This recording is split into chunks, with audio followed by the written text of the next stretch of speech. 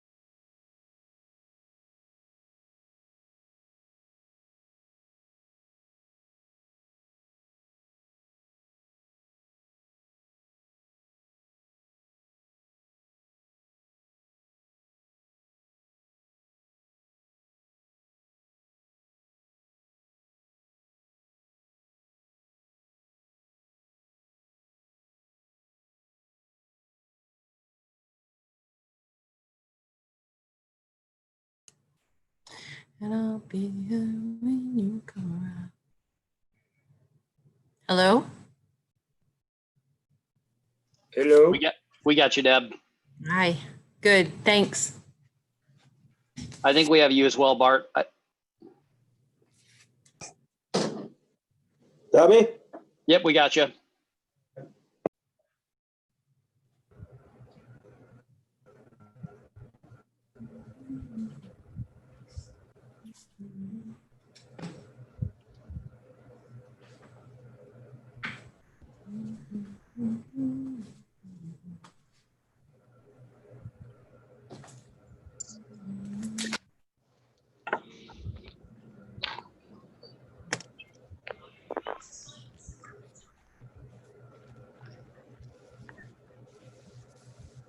You look pretty, Brian. Oh, thanks. You look swell too. Bart does too. And Ashley. Bart doesn't want to listen to us. I can hear you fine. I just don't want to talk to you. Ouch. Yeah. I'll see him on the racetrack then. Something that How Me. did you do last night, Bart? Huh? How did you do last night, Bart? Oh, Okay. we got What'd you hosed. say, Deb? I don't know if you want to look at the folder. Why did you get hosed? Because we only ran 8 laps in our feature instead of 16. Well, what was up with that? The 2 races before us had like 8 and 9 cautions apiece, and we had 2. So they decided we'd go green, white, checkered because we were wrecking too much. Well, that's not right. Yeah, that's what I said.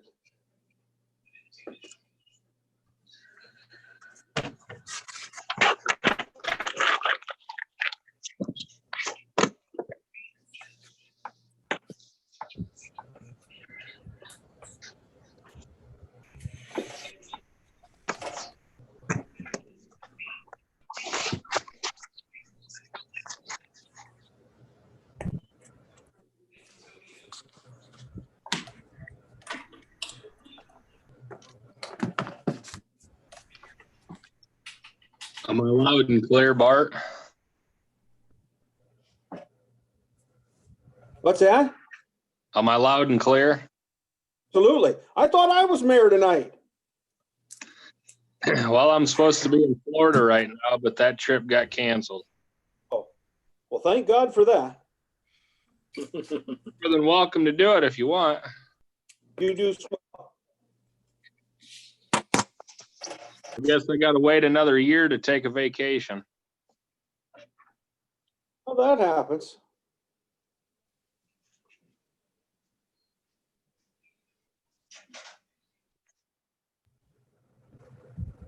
I'm not sure if it shows you guys. Everyone, we're live on YouTube, FYI.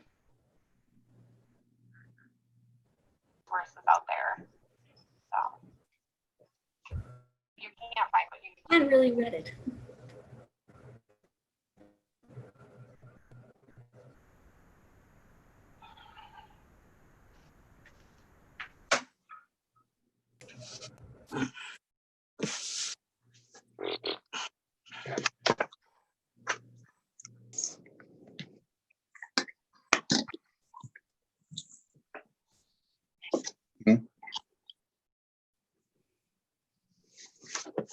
Anybody hear me? I can. Okay. Good.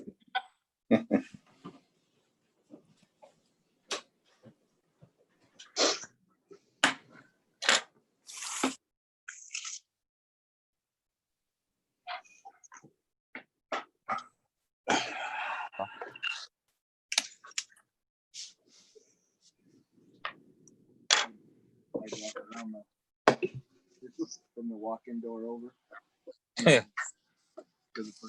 We got the council meeting. It's all on video right now. Can they hear you? Yeah. Yeah. Yeah, you're on audio, FYI. So I know.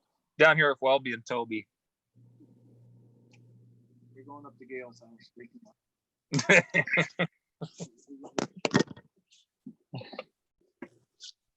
I think I can. Right? Boy. Bigfoot boy, he leaves Wednesday mornings. Keep going. We're good. Going. Going out.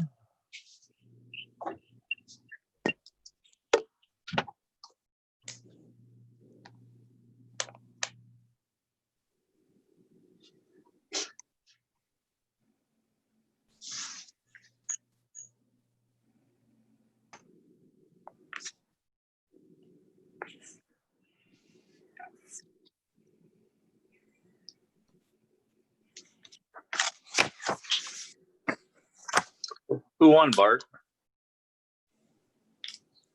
Hudspeth from the pole.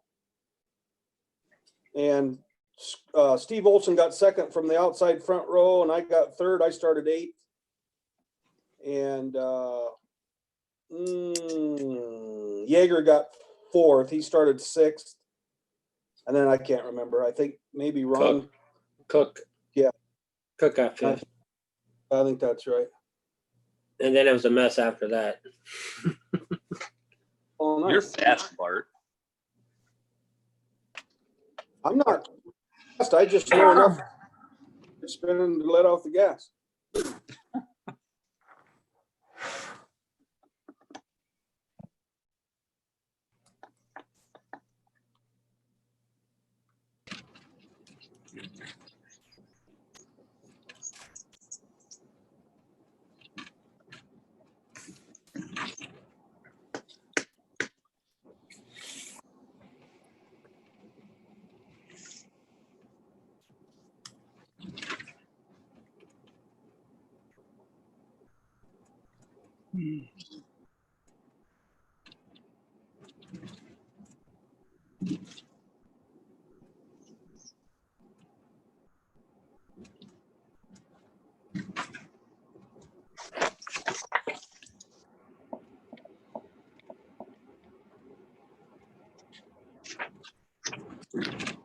Hey, Brian, I'm going to mute you. You got a lot of audio feedback.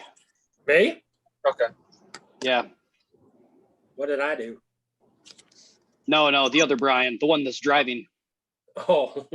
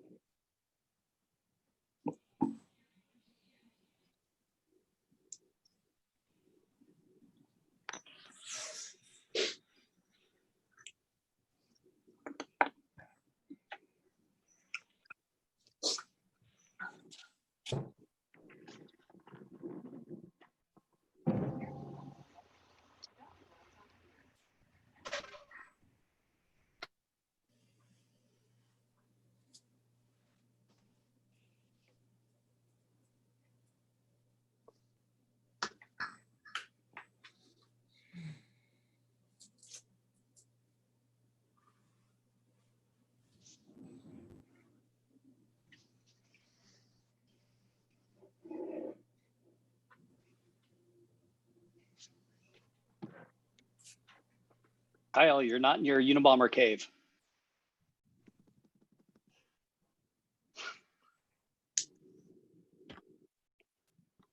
Kids aren't here tonight, so I actually get to be upstairs. Oh, wow. So you're going to make bombs up there tonight, huh? What's that? Yeah.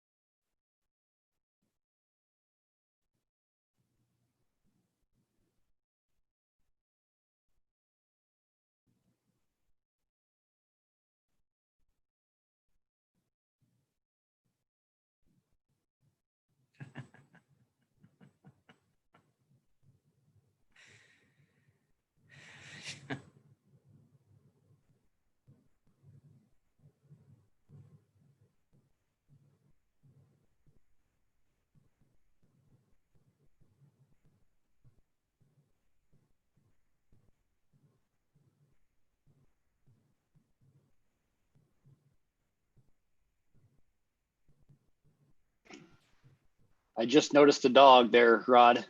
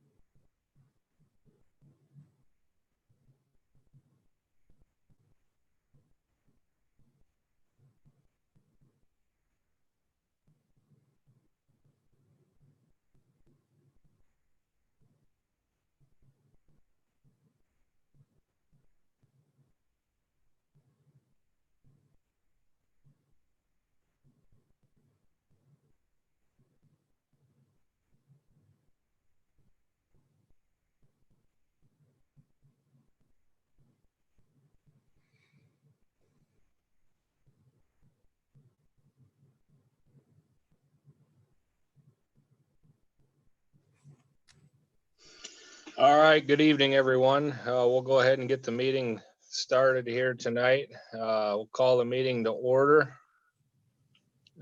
Same rules as the last couple months on our Zoom meetings. When you speak, if you could please state your name before you speak. We'll do roll call voting as we have in the past couple meetings. So I'll go ahead and need a motion to approve tonight's agenda.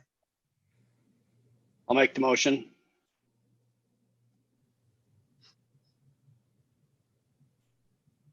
Is there a second? I'll second. Is that you, Rod? Yeah, it was Rod. Okay. Okay, motion by Levi, seconded by Rod. Jim? Aye. Bart? Aye. Rod? Aye. Levi? Aye. And Ron? Aye. All righty.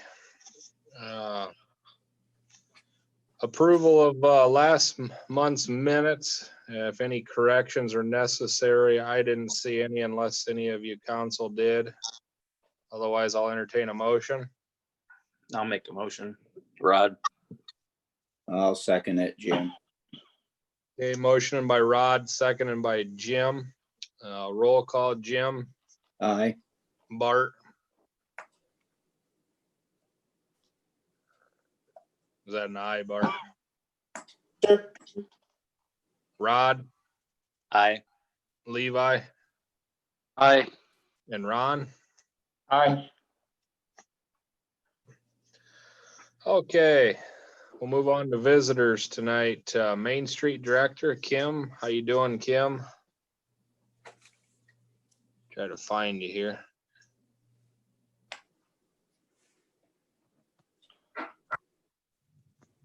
Maybe. Yeah, she's there. So I'm moving to another area of the house. Can you hear me now? Oh, there you are. Okay. Okay. Okay, good. As far as the month of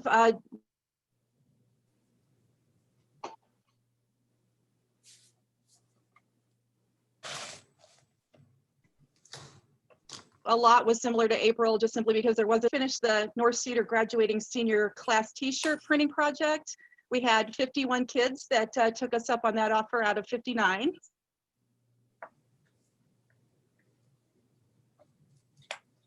Kim, you're cutting in and out. We're only getting about half of what you say. Distributed. We did use consultation on getting the building that the Sisters on 30 store and Mike Blake Insurance is in back.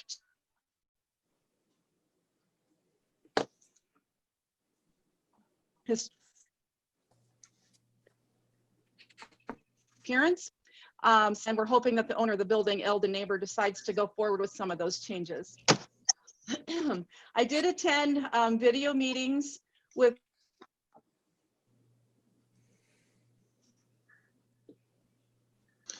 Hey, Kim, I'm not sure if you can hear me, but we're hardly getting anything you're Economic saying. Development Authority. Oh, well, yeah, I think I have a bandwidth problem. You know, I did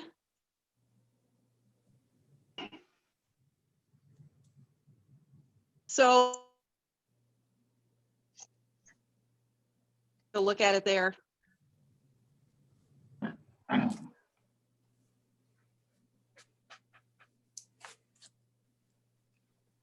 Are you still with us, Kim?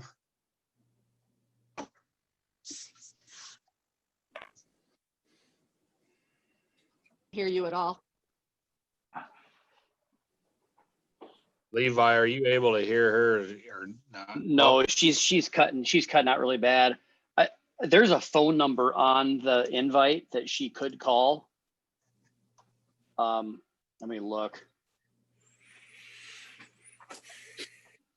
But that's an alternate way. Actually, I emailed it to Deb's. Yeah. I did Okay. email it to Deb, so maybe she could forward the email on to the city council.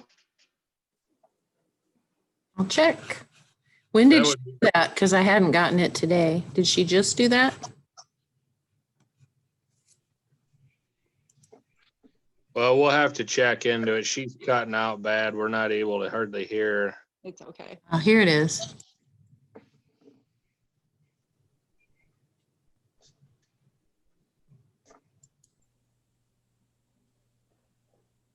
Yeah, I'd have to forward that tomorrow or else go into my office and do it now. Which would you rather do?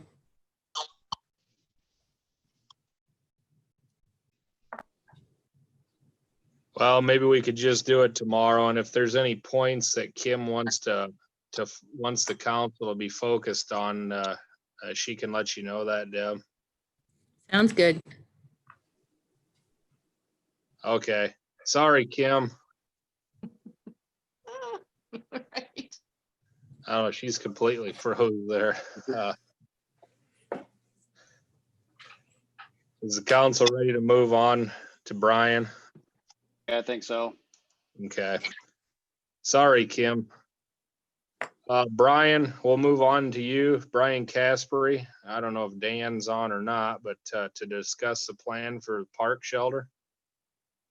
Okay, so we've got the final drawings. You guys should have, they're the same ones that you guys had. The only thing that changed on them was just the storage unit. But that's only because they just moved where the heater and they didn't want it near the door. We had to have a separate room.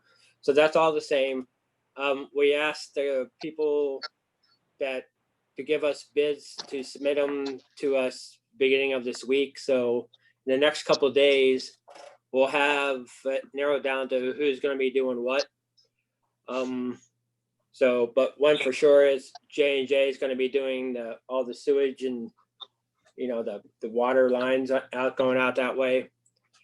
I don't know if you guys need to know who all was asked. You don't need to know that, do you? Okay. And talking with Deb today via email, I asked her, if any of the reservations were still in the West Shelter, because a couple had gotten moved from June to July because of, the coronavirus and stuff like that. And she was kind enough to tell me that she moved them all to the East Shelter, so we could pretty much start taking down that shelter at any time. I guess pretty much Todd Winecoop's going to do that. It's not really a shelter that can be saved because it's held up by cinder blocks. It's not held up by walls. So it's just the rafters in the roofs, and Todd doesn't think they'll be strong enough to move them. So and then because it's something from the city that has to be taken to a landfill.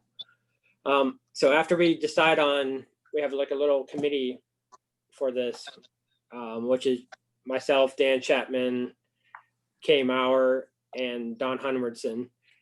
After we kind of go over who's going to do what, Dan Chapman is going to be putting an article in the paper just to do a little bit more fundraising for what we'll need to do it. It'll have photos of the building. You guys have seen all that, right? From Deb. She sent you the images. Yeah, Okay. Brian, I believe those were emailed to us. Deb emailed them to the council. And then, the goal is to have it done by the fall.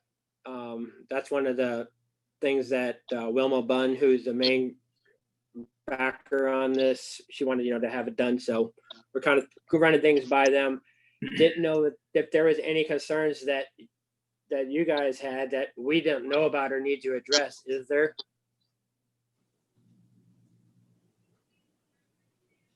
Any concerns from the city council? Do they have all the money raised, Brian? No, right now we have like 125,000, but we have a lot of potential people who said that they want a project to put in for Clarence, and this would be perfect. We're waiting to, once we get how much everything's going to cost, then we'll have the total what we'll need to be raising. And then we'll be able to go to some of these people. It's also one of the reasons why Dan Chapman's going to be putting an article in the paper looking for more donors for the actual building. So, and we'll keep you guys up to date as we're going along with this, just because, it's the right thing to do. So, I don't know if there's anything else more I can tell you about it. It is going to have a parking lot. Dan and I kind of measured that out. Well, if it's raining tomorrow, I'll be seeing Welby. I'll hunt them down to kind of go over. We talked in the park, Welby and I did, about since it's going to be a 365-day a year shelter, so it's be good for the winter and the summer, all seasons. We want to have a parking lot that will have handicap spaces and something that could be plowed out if somebody would want to do something in the park. And I didn't know if something like maybe the Christmas walk would be something that would be going on in the park, then we could have something out there. But so I don't know if there's anything else you guys need to ask me about it. Brian, I know you and I discussed briefly about if you would have to move any of we'll just use, for example, those memorial benches or a tree that was planted in a memorial. I know you made the comment that you guys as a group would be willing to talk to, make sure that that's, covered with those families and that. Yeah, it actually kind of works out to when Dan and I were out there, and Dan and I and Wes were out there, and we kind of marketed it out kind of roughly the foundation of what the building is. So we were concerned about two of the benches, and one had a tree that went with the bench as part of the donation. And that was the smaller one. If you're up at the shelter, it's the south one. It's like the south corner of the building, southeast corner.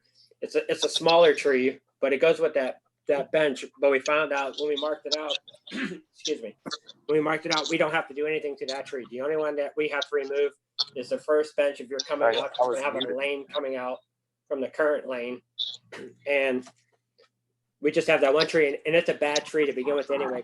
It's split as well. So we're gonna let the person know whose name is on the bench. We're thinking about just taking that and just putting it next to the playground, since the playground only has 2 benches. So, I mean, it'll be utilized more now that hopefully with the parking being right there, it'll make it a lot easier for parents to take their kids to the playground. Okay, that's all I had really. Does any of the council have any questions for Brian while he's on tonight on the, looking at the pictures, it looks like a very nice addition to go along with what we've already have out at our park. Something a little more user-friendly, air-conditioned, heated, more parking available, which right now up there, as most of you have seen, the people use just the grass areas to park. It would be nice to have a hard surface parking, so. And it'll have its own restrooms, and it'll have a service kitchen too, like a roll-up door type service kitchen. Yeah, and the handicapped parking, the handicapped spots too, which would be nice. So.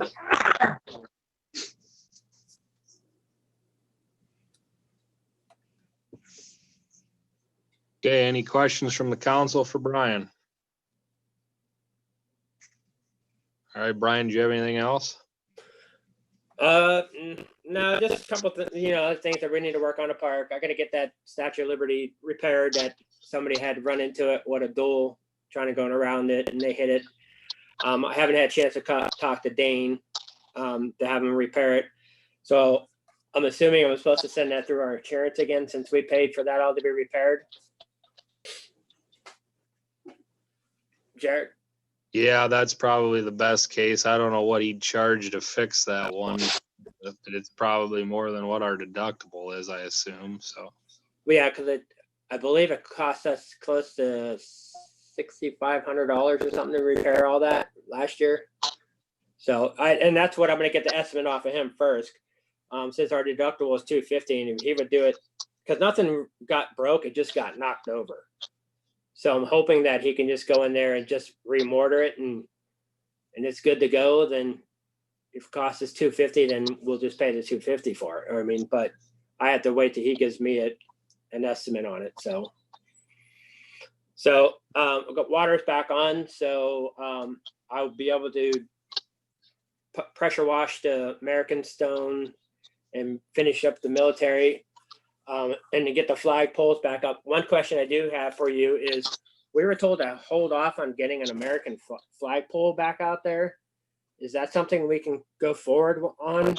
Because that's the one that got sheared off, and we were told we had to hold off on getting a new one. Who had mentioned to hold off on that? Well, well, it was brought up in one of our meetings. I didn't know anything about it. I think Jamie Wilhouse said something about it. And I believe she said that you told us to hold off on it, Jared. But I mean, definitely it's going to have to be a little more heavy duty one than what's currently out there, because I don't know if you've ever been out there when it's windy. It sounds like helicopters are landing, because those things just kind of whirl around.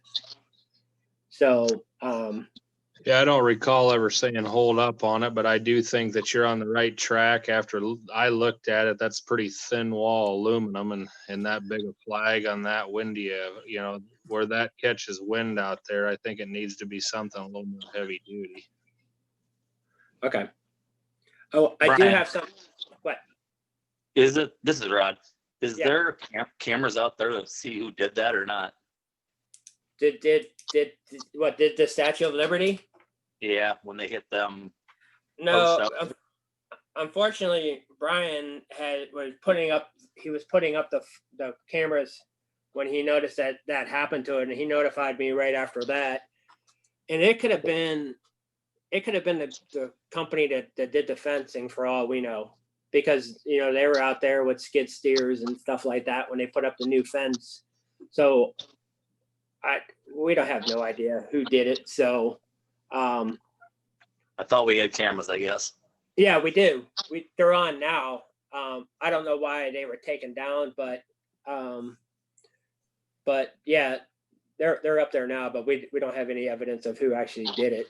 If it would happen now, we would know who did it, because there's a camera that faces right at it. So, but one thing, back to the shelter, Wes had brought up, and this is a question I needed to ask you guys. When there used to be park days, in between the West Shelter and the Small Diamond, I guess you guys used to have the rides there where everybody parks now when they go to ball games out there. You used to have rides, and you guys had Wes put up one of those big breaker boxes for those big plug-in rides to plug into. If you go to the park currently now, it's near the old flagpole. If you go to the park now, you can tell it's leaning over. And Wes asked me if it was something that, if they could remove that, if it's not going to be used. And I said, well, that's not really my call. That's more of a city council call, because I don't know, because if Rise would come back in, he'd have to put it back in, because he's currently thinking about running the power coming off of the pole that's kind of right near the lane that goes down to the concession stand right there in the corner. So he wants to know if he should run the power directly from there, or he can run it, shut off the power, and use that box if he shuts off the one that used to have the concession stand rides. So I said that call, I didn't want to make that call. So what's the council thinking on that? Yeah, that would have been put in there long before any of our tenure on the council. I believe that was probably done. Yeah, it's hard to say. Deb, maybe you recall that being discussed with the council. I But don't really remember that. it's been a number of years since we've had Oh, I guess the carnival rides out there. I'm not saying that a group will never have them again, but maybe it's something that we could discuss with Wes or whatever and see what he feels is the best case on that, or if there would ever be a chance there'd be something that needs plugged in out there, you know, what the best case scenario would be for all of that. Well, because if we don't take that box, that source for that, then we're gonna have to pay to have them put one on for us for that pavilion, because that's gonna keep the electricity and water going to that. That's the only thing. In the fall, they'll shut everything else off, you know.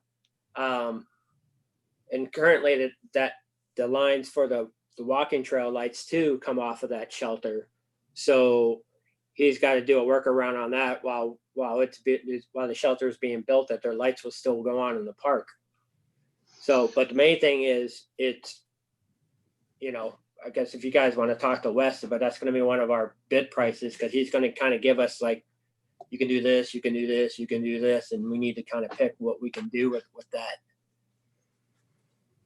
Well, I wonder if that box could be removed and be, like you say, utilized on your new shelter, but in the future, if it would ever need to be pulled power off of, in the case of rides up in that area, in that open lot, that I don't know if you could run a heavy duty, some sort of a drop cord over to power their stuff or not off of that.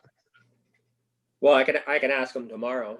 I mean, and then I can send a message. Be worth checking into. I don't know. Does the council have any thoughts on it? I guess I know it probably hasn't been used in a number of years that I can recall. I don't remember the last time. It's probably been. No, like I said, if you go in the park and look at it now, it's a panel held up by two 4x4s, or yeah, they're 4x4s holding it up, and it's leaning. So I got to do something with that, regardless, one way or another. Whether I got to brace it back up again, kind of pull it back, re-cement it, or do something, because it's falling over, and I don't want anything, you know, an issue with it. But I just need to know whether we cut the power to it or build our own.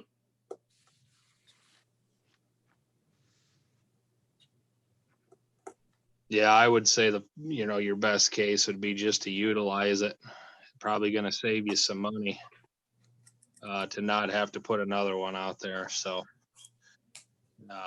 Wes's recommendation on that's probably, best case. So. Okay. Other than that, I'm good in the park. Unless, like I said, if somebody has anything else. This is Ron Robinson. Somebody asked me about the bricks. When they were going to get finished, I guess that's the only question. They are. They're done. Oh, they're all done now? Okay. Yeah, and they got that setting sand put in there too. We did that in the fall. Okay. When we got the bricks in, we went out there. As soon as we got them in, we laid them down. I got a hold of our landscaper who did the landscaping, and he went in there and he set those. So I haven't had any orders for any new ones, but if somebody would, I would be able to order a brick and be able to go there and pull a blank one out and put a new one back in, and I just have to put new sand stuff in. So new ones can get put back in there. That's not permanent, and they're not cemented in. But yeah, you can walk on there and they don't move now. Okay. That's the only question I had. On that power deal, that was put in back a long time ago when they didn't have their own generators and stuff back in the when we hired people to come in there to do the little fair. That's when that got put in. From what I remember back, I was on the park board back quite a few years ago. So I think a guy could just use that, for the new building, I would think. Be another power source there. Yeah, you're probably right on that. Most of them probably have their own generator trailer anymore, Ron, don't they? Right. Brian, I know there was a group of guys getting together and they had some bracing built for those stone. Is that in the works? I know you said you were wanting to get it power washed and painted and that, so. Yes, I've been asking. Well, I asked for it to be done because it's Welby and Todd Weincoop doing it. Basically, what they're going to do is they're going to drill 5 feet back from the stone. They're going to drill a hole. They're going to fill with. First, it was going to be 2 feet wide, but now it's only going to be 1 foot wide of cement. Todd's going to take a stainless steel round shape, and he's going to it's going to have anchors on it that he's going to sit into the wet cement. Once that sets, about 5-6 feet up on the back of the stones, they're going to put a star. He's going to tap a star into the back of the stones, and then we have stainless steel rods that'll go from the cement base to the stone to the star. So if you notice, those stones don't need braces. They don't need nothing to hold it in place. It just needs something, if the wind blows, for it to set on. It's just support. It's not, you know what I mean? Because that's all that needs to do. Because, the hay bales look ugly, but they're serving its purpose, because we've had some pretty strong winds, and knock on wood, nothing fell down. So, and that was it. So that's the cheaper, easier, cleaner route of going about doing it. So I've been harping on these guys to get it done, because you're not the only one asking. I get people asking me all the time about them. So hopefully soon. Sounds good. Anything else, Brian? Nope, I'm good. Anything from the council for Brian while he's here? All right, thank you, Brian. Thank you. Bye. All right, is there any other visitors on here tonight? All right, seeing none. We'll move to utility billing hearings. I had none requested. Okay. Nuisance abatement hearings. I don't believe there was any that I know of or have heard of. Old business, other nuisance abatement follow-up. Brian, do you have anything on that? Do you know of?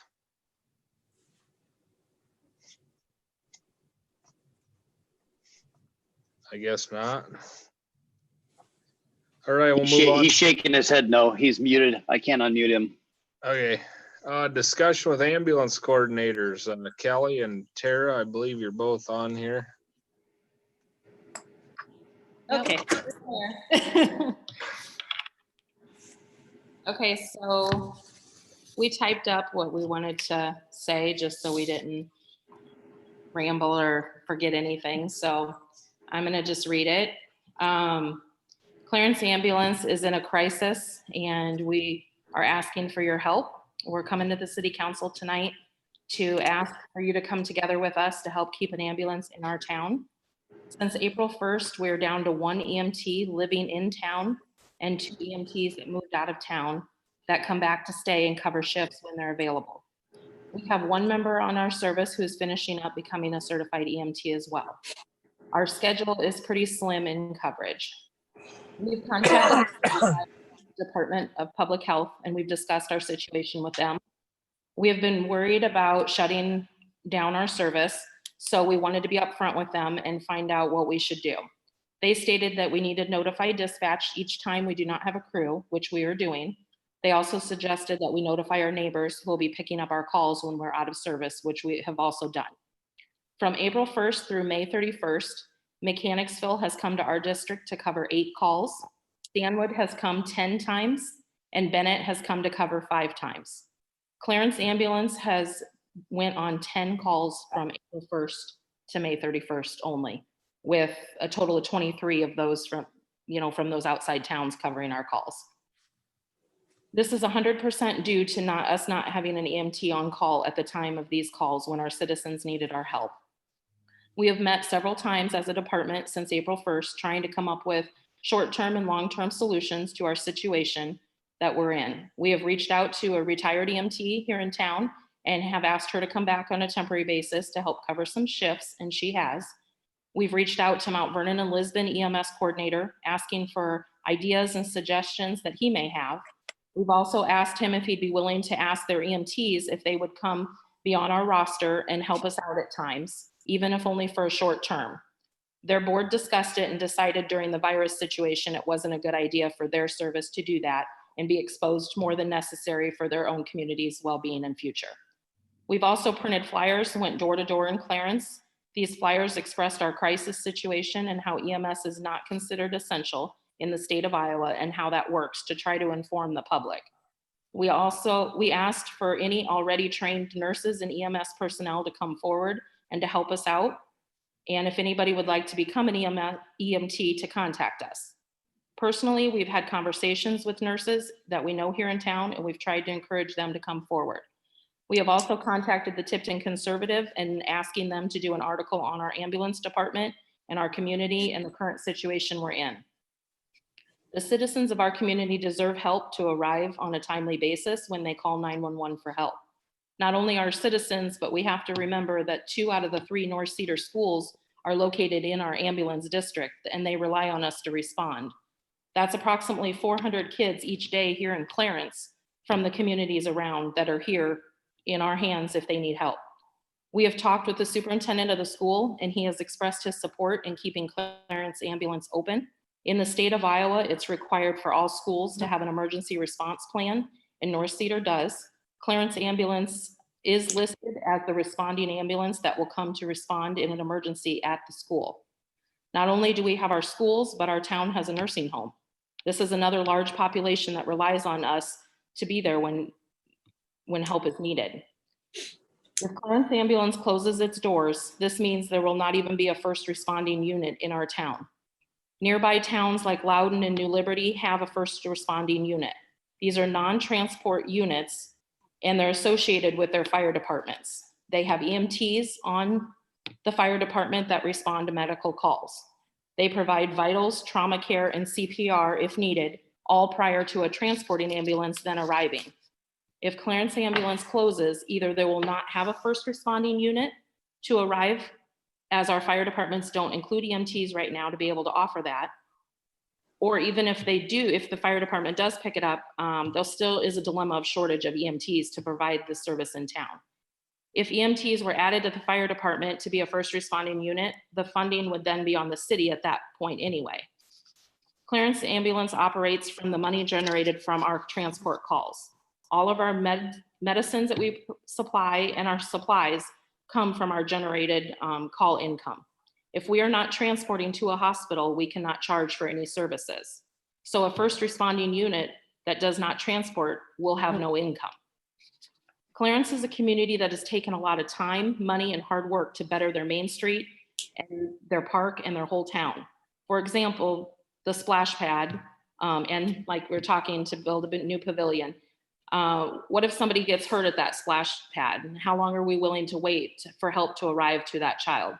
Stanwood Ambulance is 5 miles away. Mechanicsville is 10 miles. Tipton and Bennett are 15 miles. Why not save the ambulance that we already have had for so many years and is in town less than 1 mile away? The purpose of the hard work on improving our community is to be able to attract people to want to move and live in Clarence. Are people going to want to live in a community that has no ambulance? With Clarence being 40 miles away from any large hospital, it is even more important that we provide our citizens with an ambulance and fast care needed. Not only our citizens, but all the people, adults and kids who work, go to school, and even travel through our community each day. The solution we have agreed upon with the department is the hiring of a full-time EMT/coordinator for a Monday through Friday daytime position. This person would be on call during their hours working, as well as handle coordinator duties too. We are thinking of a salary between $40,000 and $45,000, depending on experience. Currently, each volunteer on the Clarence Ambulance is paid $1 an hour that they're signed up to be on call. In 2019, we paid approximately $35,000 out to volunteers, as well as paying the current coordinators. We would like to not take away completely from our current volunteers, as we have inquired of how other towns around are handling their benefits, and it's all very similar to the $1 an hour that we're currently doing. In doing that, we can't afford to pay a full-time salary by ourselves. We propose that the city of Clarence pay half of the salary of this person that would be hired, and that Clarence Ambulance Department would pay the other half. We see this as our only solution. This would be a win-win for both sides and all involved in our community. We also have done research, and that there is another town in Cedar County that their city does help fund their ambulance service already. It is becoming a more growing issue in small towns around Iowa in struggling to keep volunteers on the service. There even is a county in Iowa that by vote of their citizens changed to make EMS essential in their county, which means the small departments are getting funding from the county. Times are changing, and we all need to work together to find solutions to keep our citizens safe and provide 24/7 emergency care we all deserve. At first look, and this is all subject to, talk, but one idea that we kind of have is, at first look, we see us working together in the hiring process of this person, in which the city council would provide like 2 members or however many you wanted onto a hiring committee with us, and we'd provide the same amount from our department to hire and find a person. Then after hiring, Clarence Ambulance would have 2 members, and the city council would have 2 members for a review committee. And that committee would perform job reviews and stuff going forward of the hired employee. Thank you for your time, and we hope that you see the importance of our idea. We look forward to working with all of you. So, are there any questions? All right, council, is there any questions on the letter written from Tara and Kelly? Jim, Go ahead, Jim. you said that 5 days a week for the coordinator, is that correct?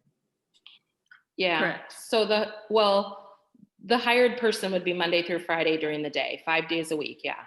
Okay, would they be on call during that time too, as far as handling calls at night? They would be on call during the day, Monday through Friday, during their work hours.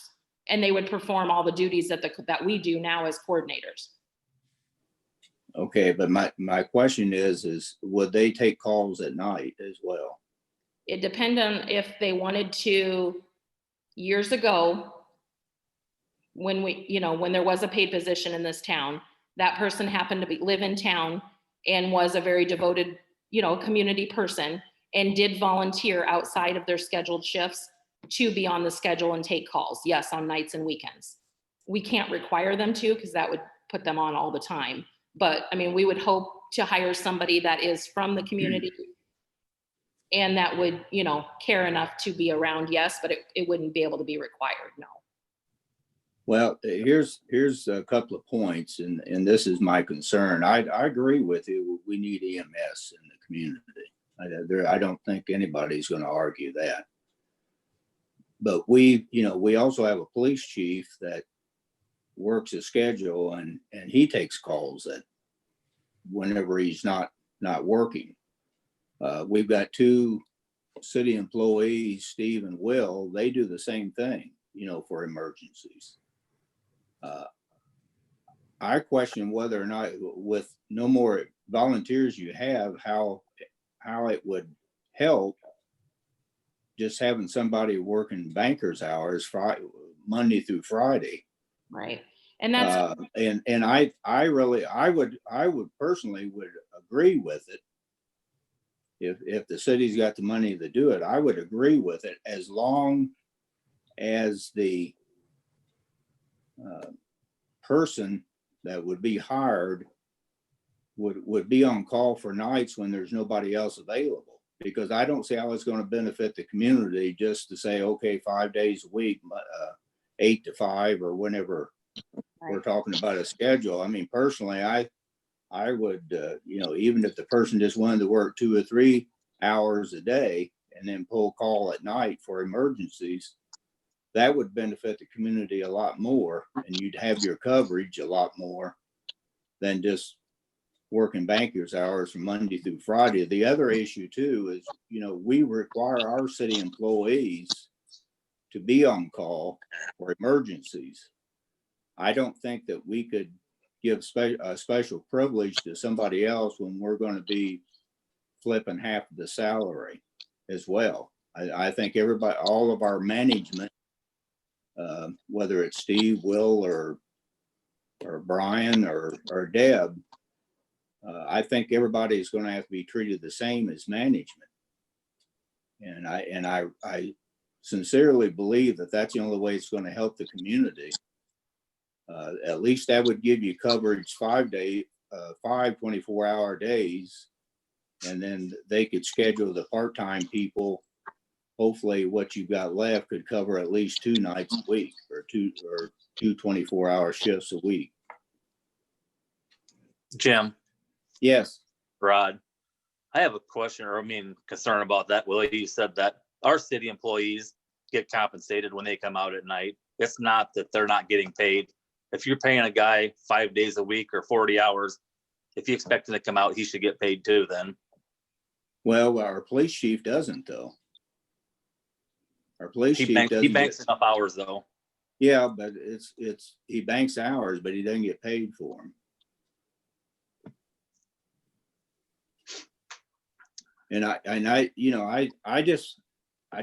My concern is I want to do it the right way to benefit the community. If all we're going to do is have five days a week, 8 to 5, Monday through Friday, I'm a retired management police chief myself. Emergencies don't happen just Monday through Friday, 8 to 5. And if we're going to pay half of the salary, I want the community to be able to get the benefits of it. Yeah. And that's what's hard, is there's no way to tell when the call's gonna come in. We kind of determined, looking back at, when the majority of the calls are happening that we're missing. And that's how we decided between a day position versus a night. Because we did talk about, why just during the day, but those are the majority of the times where we don't have an EMT. And the ones that are coming to town are like Kelly, when she's an EMT, Lane, the one we have here in town, they're available in the nighttime, whereas the daytime we don't have anybody. So that's kind of how we came up with that. The other dilemma is we can't say that this person that's being hired necessarily will live in Clarence. There's nobody currently on the department that's an EMT that is probably going to quit their job and apply for this position. This is going to be somebody new on the outside. So we don't know that, I don't know that we can request them to move to Clarence. So I'm not saying to request them to move to Clarence. I'm just saying that there needs to be flexibility. If we're going to pay a full-time person a management position, which this is what this is. This is not a volunteer. It is not, because basically what you're doing, from my perspective, based on my 40 years of experience, you're placing the burden still on the volunteers, because you're saying this particular person will work Monday through Friday, but the nights are going to have to be covered by the volunteers. And you've already said you don't, from how many people you've got volunteering now, I don't see how they're going to cover 7 nights a week. I really don't. Right. And I think whoever the manager is that gets hired, if we do this, needs to have the flexibility to make out the schedule where at least they make sure that there's 7 nights a week covered, whether it's by them or by the volunteers. Yeah. If you look at what Brian does, he covers it. I did it when I was police chief everywhere, particularly in Mechanicsville. And I got called out more times than Mechanicsville Fire and EMS. My calls out were 3 times. And I know what you're saying. It's hard to say, when you're going to have a domestic or a car wreck or a heart attack. But these are the things, to me, that we have to take a real close look at, because I want this to succeed. If the city's going to pay half of the salary, and we join this as a group, I want it to succeed. I don't want it just end up coming back 90 days later saying, well, we didn't cover half our calls and we don't have enough money to pay the utility bill or whatever. I'm not saying this as criticism. I'm just saying that this is a fact. I know how it's going to work based on my experience. Right.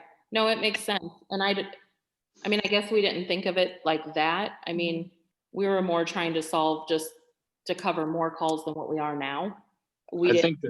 I think I'm seeing, sorry to interrupt, there's two things that are coming up here. The perspective Jim's looking at it, not to draw this out, but I guess it's a way of saying that one person isn't going to be the fix all to this. I still think it's either going to have to be up to that one person in the city and the volunteers to still try to gain some more volunteers to help cover shifts.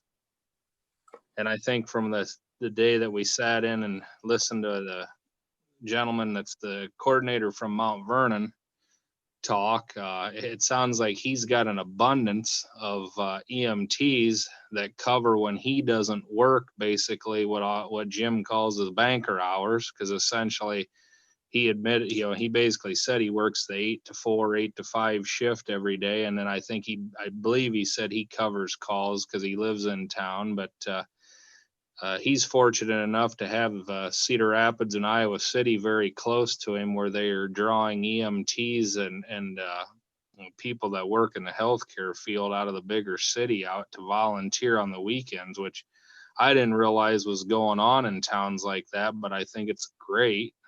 The people that want to do that kind of stuff that aren't able to do it in the big city because it's a paid service in the big city, your ambulance and fire and so on.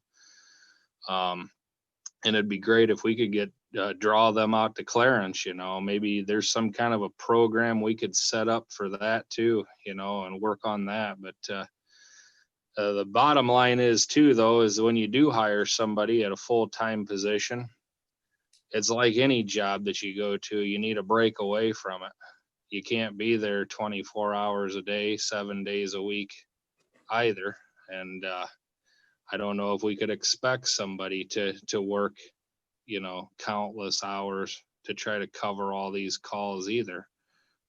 We did have in the past, as you guys mentioned, we were fortunate enough at the time to have somebody that lived in town that covered calls nights and weekends, and that was great.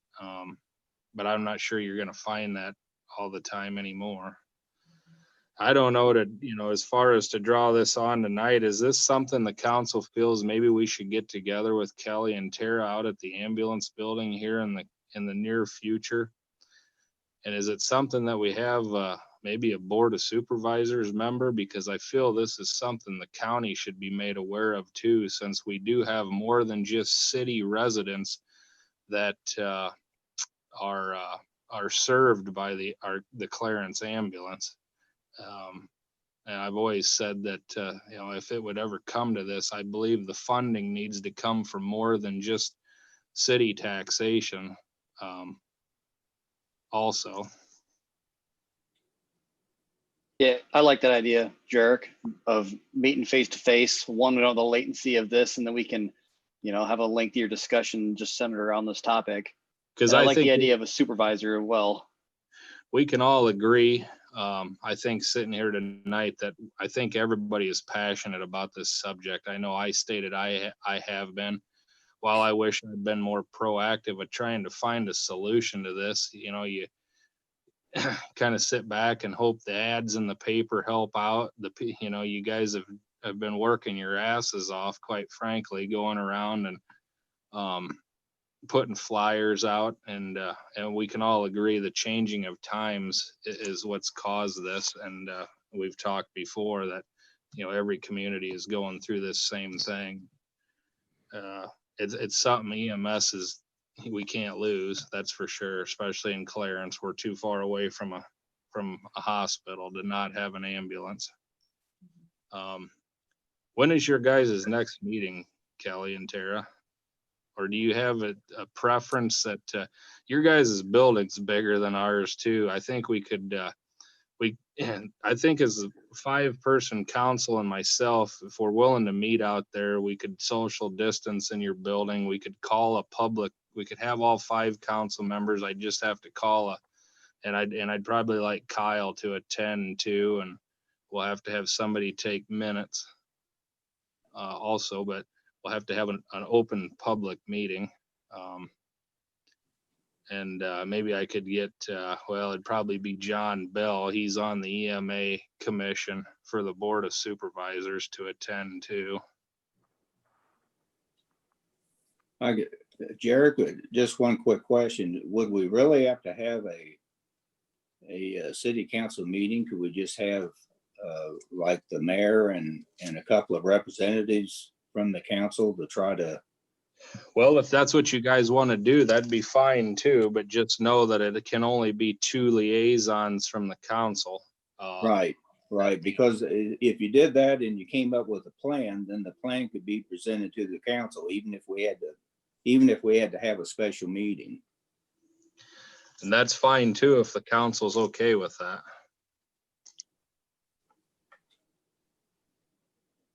Are you guys okay with that also, Kelly and Tara? Yes, yeah. Okay. Thursday nights probably, I would say, work best for us. Yeah. Thursday evenings, okay. If we have a special meeting, then costs money, Jim. Jared, Gerard, Jared, can you hear me, Jared? I got you now. Whoever was talking, I couldn't understand. Rod. Okay, Rod, go ahead. If we have a special meeting, it's gonna cost money, so you might as well have everybody there at once.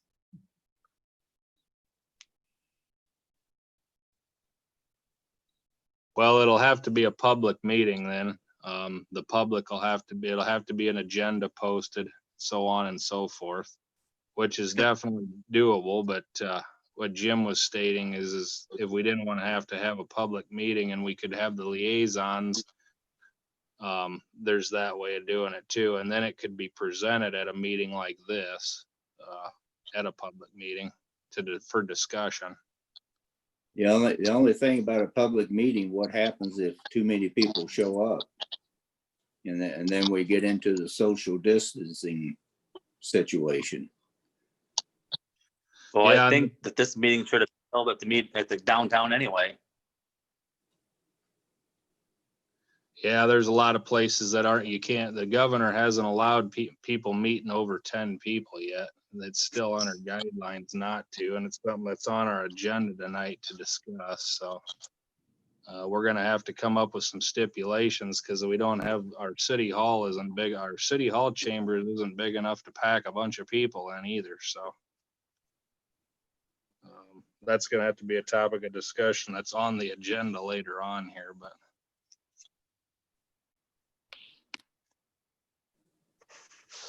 So does like next Thursday work if we try to set something up?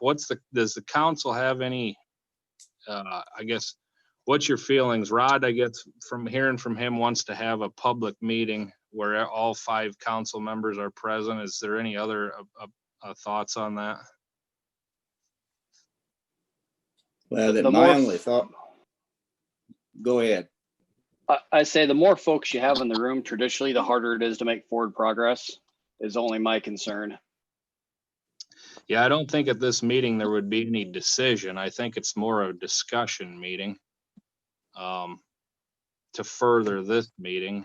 We've heard Tara and Kelly's write-up, which was very good, made some very good points. And I think now that's food for thought on what can be discussed at this meeting and then maybe presented to the council as a whole at maybe the next meeting, or if we want to get moving forward before that, another special meeting that would have to be called to order. I don't think it's something you want to move too fast on something like this without knowing all the facts, although I know Kelly and Tara want to get moving as fast as we can on this. I think all parties involved need to have, make sure everybody's educated on it and that we've all thought it through well too. Well, I just like to say, I think we're going to get into this social distancing situation is what I think we're going to get into if on a public meeting as well. And I think Levi makes a good point. It just from my perspective, I think once a plan is made, then it can be presented to the council as a whole. Okay. Deb, do you have that paper in front of you? The liaisons for the ambulance service? I think so.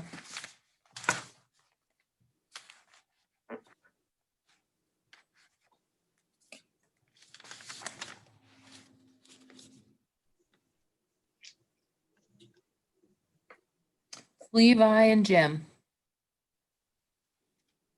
Okay.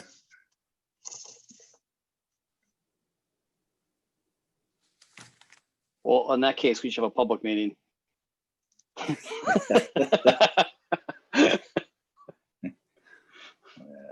So Levi and Jim and Ron and Bart, we haven't heard from you. Are you guys okay with the liaisons meeting? This is Bart. Yeah, no problem with that.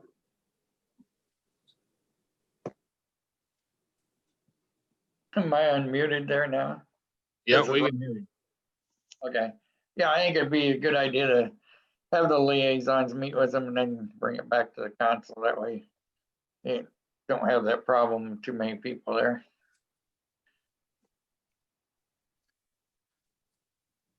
Okay, Levi and Jim. Tara and Kelly stated a Thursday.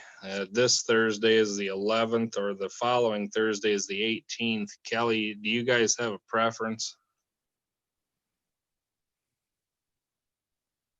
Probably the 18th works the best for us, it's looking like.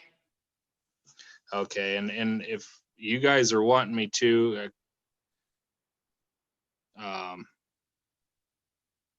Kyle, would you be able to make that meeting on the 18th, Thursday? Say it, does like a 6 o'clock work for everyone? I can do a 5 o'clock. 6:30 I'd have to have, because I come from out of town working. 6:30. Yeah. Okay. I'd have to do it next Thursday. What was that, Kyle? I'd have to do earlier next Thursday. On the 18th? Yeah. Okay. I can see if I can leave work early, possibly. If nothing else, so maybe, unless the council thinks differently, maybe since this is just a discussion meeting, we can have everything down. And I think Kyle is going to more matter when it comes to the hiring process, to make sure everything's, if that's the route we take, to make sure everything's in order as far as job description and stuff of that nature. On that anyway, so. Too, if that would work better for everyone. We can do Tuesdays or Thursdays are our 2 nights. Okay. Well, let's just keep the 18th at 6:30, and I think Kyle will be okay not attending this one, and we'll just have him more involved once we get more of the specifics nailed down. Do you guys also want me to contact John Bell and see if he's available to come? So we have a county representative there, because I believe they need to start hearing some of this stuff anyway. Yeah, I agree. Fine.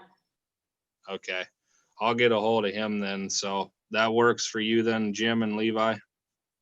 Yeah, I think that works for me. Okay. Yeah, works for me. I don't get to leave the house anymore, so I'll be around. All right. Kelly, Tara, do you have anything else tonight? No, that's it. Okay, I appreciate it. Any other questions for those two from the council? All right, thanks for all your hard work, guys. Thank you.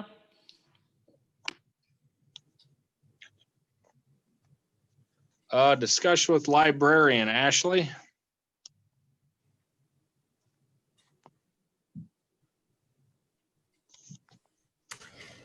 Forgot I was on mute. Can you hear me? Yep, we got you. It's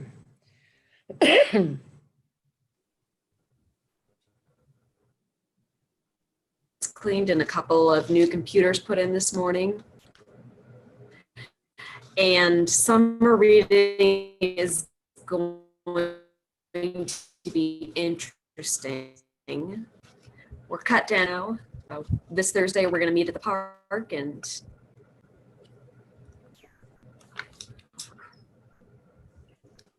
can anyone hear me?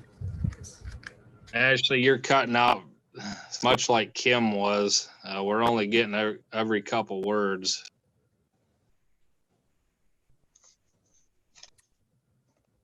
Hang on.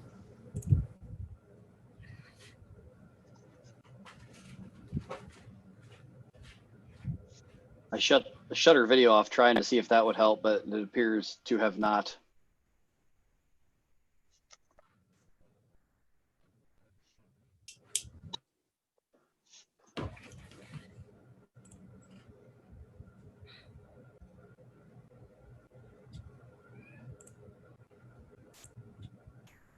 Ashley, are you still with us? I'm here, but for some reason I can't get the video to work anymore. It says the host turned. Okay. Yeah, For some reason, it said the host had turned off my video, so. Levi just stated he tried turning your video off to see if it helped your audio out, but you were a little more clear there. We can try it again here once. Okay. I'm having a program at the park on Thursday. Don't anticipate a lot of folks. It's just going to be me, Janelle, and Janelle went. She'll be doing some yoga. If you know any kiddos who are going to be interested, then have them look on my Facebook page for more activities and such. You catch any of that? Yep, Yes. We got you. Great. 8. And since I'm cutting out, I can't think of anything else unless you got any. All right, any questions from the council for Ashley?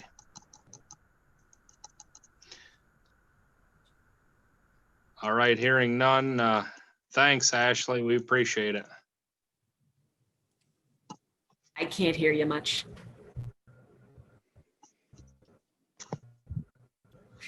All right, I think we'll move on to discussion with the fire chief. I hadn't heard from Randy tonight, but the building committee is still currently working on getting things together for the new building process. We're getting closer and closer on that. Brian, if you can hear me, do you remember if anything needed to be reported on that? No, the only thing I remember is the fire chief said that they were going to get a survey on the lot to make sure that they know exactly where it can go and where it can't.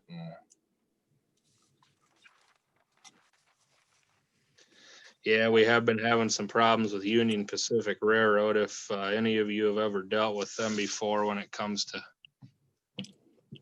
well, pretty much anything, it can be a difficult process, but we're trying to work through that, and we've come to the conclusion our safest bet might be to just hire a licensed land surveyor. So I did put a call into Rich Cordick last week and have not heard back from him. I'm sure he's awful busy this time of year, but I'll try him again here in another tomorrow or something. And that might be our best bet for making sure we know exactly where the lot lines are and the railroad right of way is on that. So we know how far we have to stay off the tracks, but they're not willing to tell us exactly where they think their right of way is either. So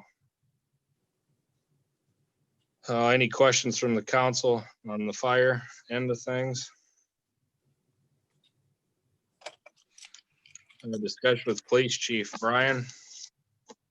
I emailed everybody the calls, and as far as the cameras in the park go, the shelters are unheated and the cameras rely on a mechanical hard drive, basically a DVR. So I take them out in the fall and put them in the spring when the park's starting to open back up. And I went out and put them in the east shelter, and when I went over to the west shelter, put it in, that's when I saw somebody had bumped that block. So that's why the cameras are taken out. They shouldn't be in below freezing temperatures. And the shelter, I put them in a pallet in the rafters. So that's where the DVR and everything's at. So hopefully when they build that new shelter, there's a little locked room or somewhere to keep all this equipment in. If we can put some more cameras in the new shelter. So other than that, we had another incident where a dog bit a kid on the face, and I talked to Kyle about it, because based on our code, we'd have to go through the whole thing we did with reference Zach Thurston. So I don't know if we need to change our code or just basically not enforce our vicious animal ordinance anymore. Kyle, do you have any recommendation or insight into this? Well, it's up to you. I mean, there's a council, like we talked about last time. We went through the hearing, which, was pretty clear and went the other direction. So I guess going forward, the council needs to decide, are we going to start to enforce it or go another direction? And that's, we have a problem enforcing what we have moving forward.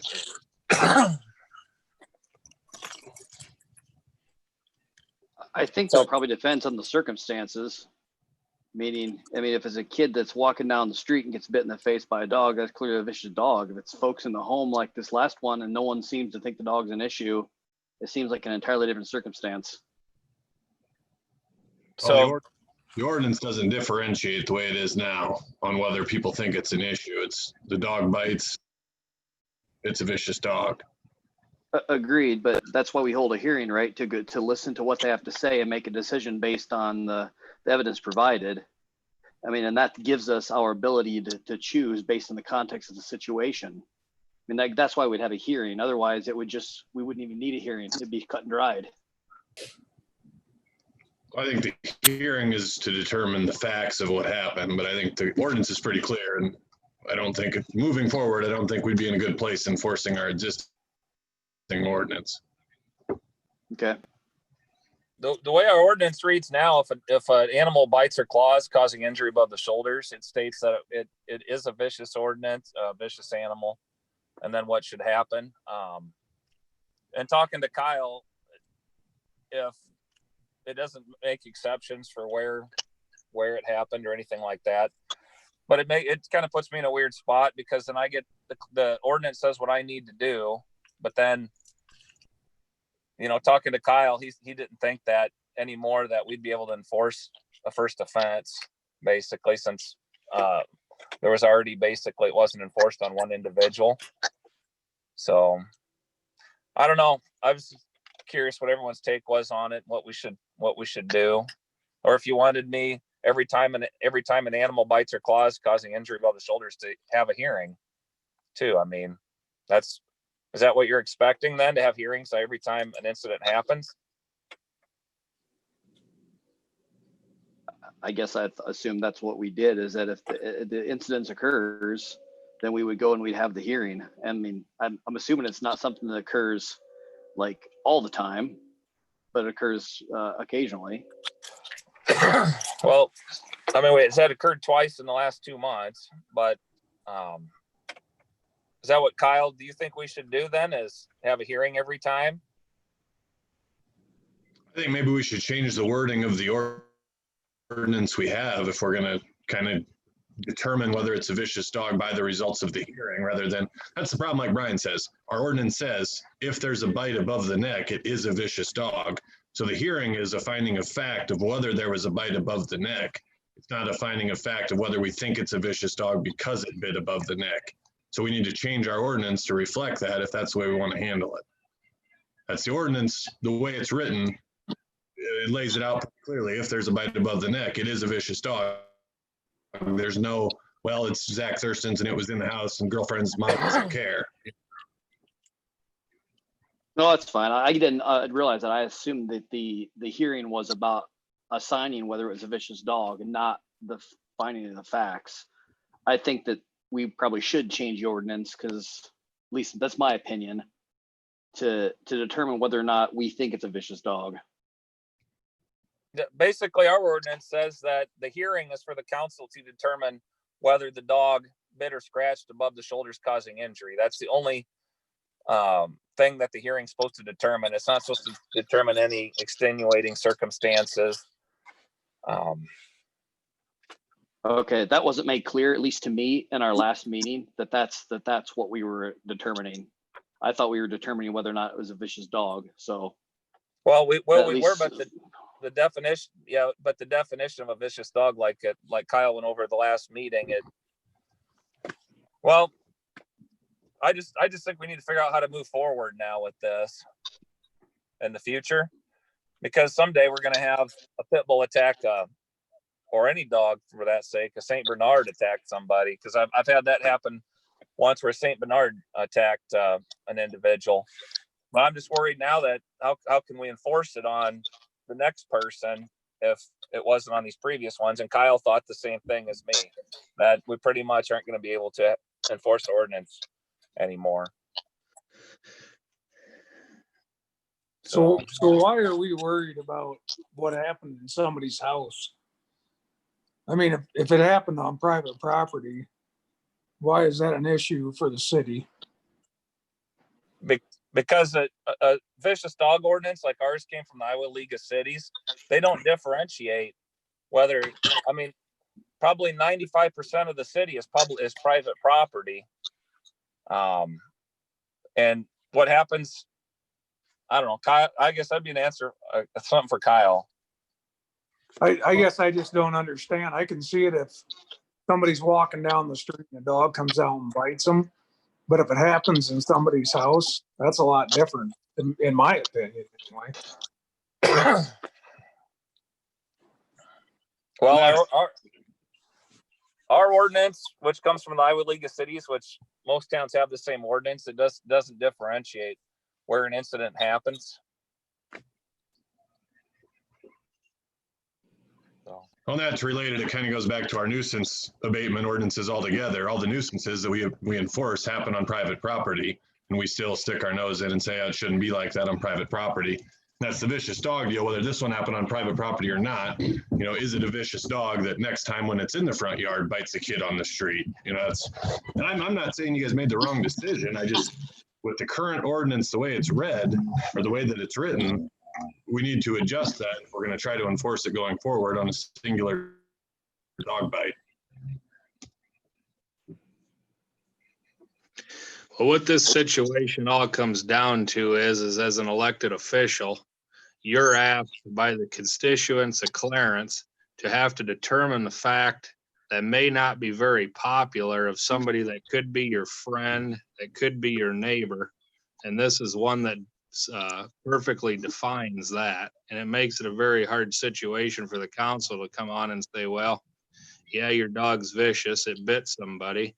This is the way our ordinance reads, which I guess that's why you have to have ordinances. It's in black and white that way, and that you got to get rid of your dog and can't have it anymore. That obviously wouldn't be very popular for somebody that could be a neighbor or a friend to somebody to have to do. And that's an unfortunate circumstance, but I guess that's just the way it is. I don't know, Kyle, if you know of any other ordinances, how they're written. The only thing I can say is I was part of rewriting the pit bull ordinance that specifically singled out pit bulls and made it this vicious dog or vicious animal ordinance. And all I can say is I'd still be in a favor of that. As Brian stated, you could have a German Shepherd or a Saint Bernard or who knows what breed of anything that could be vicious. I don't think it should single out any one breed. That's been my only thing in this whole thing. But it seems like from this last hearing we had, it became a difficult situation and maybe some misunderstanding, it sounds like, of what the determining factor, how it was supposed to work. What I remember from the last meeting is there was no vote vote no, that it was not a vicious animal, because that would be violating our ordinance. It just was laid to die. Is that right, Kyle? Yeah, we stopped before we did a vote to declare it not a vicious animal, and we just basically let it die. Yeah. Jim motioned to vote, and then nobody seconded the motion. So I don't know. I just think we need to figure out where to go from here on out, because it puts me in a weird spot. We got an ordinance that says this is what's to be done. And Well, at that point, I guess what our ordinance states is we're supposed to have a hearing. So council, unless you see it or think of it different, it sounds like we're going to have to, if this happens, have a hearing. Doesn't it say they have a right to request a hearing? You don't automatically have to have a hearing unless they request one. no, they're issued a notice of the date and the time of the hearing, but the hearing Oh. is only to determine whether or not the dog bit or clawed above the shoulders. That's the only thing that our ordinance says the hearing is for.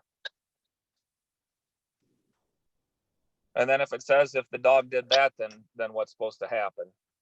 Well, it seems to me though that why would we have a hearing? We weren't really there, and we didn't get evidence. I mean, I guess we have the evidence that you present to us, but it's clear from the evidence whether or not they bit or scratched above the shoulder. I mean, there's no question in the last case they did do that. Well, that we could change the ordinance then, where it gives the police chief the sole authority to tell people to declare it a vicious animal and to tell them it has to leave town. But I don't think you want that either. Well, I don't think I do. I think that's the I reason say- we have a hearing, because it's people voted, representatives who are voted to make these decisions. And I guess somebody could come in and say that the animal was provoked or whatever. You know, there could be some weird circumstances, but Yeah, the hearing should be to argue on either justification for why the dog did what it did, or an explanation that what we think it did is not what actually happened. So, you know, for example, they could say the kid fell over and cut himself on the table. So the injuries Brian sent us pictures of weren't caused by the dog. You know, that's the hearing.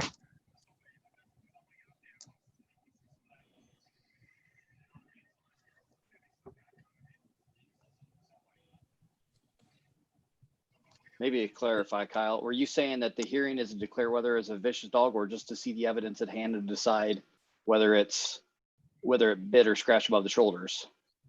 The hearing is to determine whether or not the animal, based on what happened, so factually what happened, and if factually what happened is what Brian says happened, then I mean, under our definitions in the current ordinances, it is a vicious dog. There just is no doubt about it.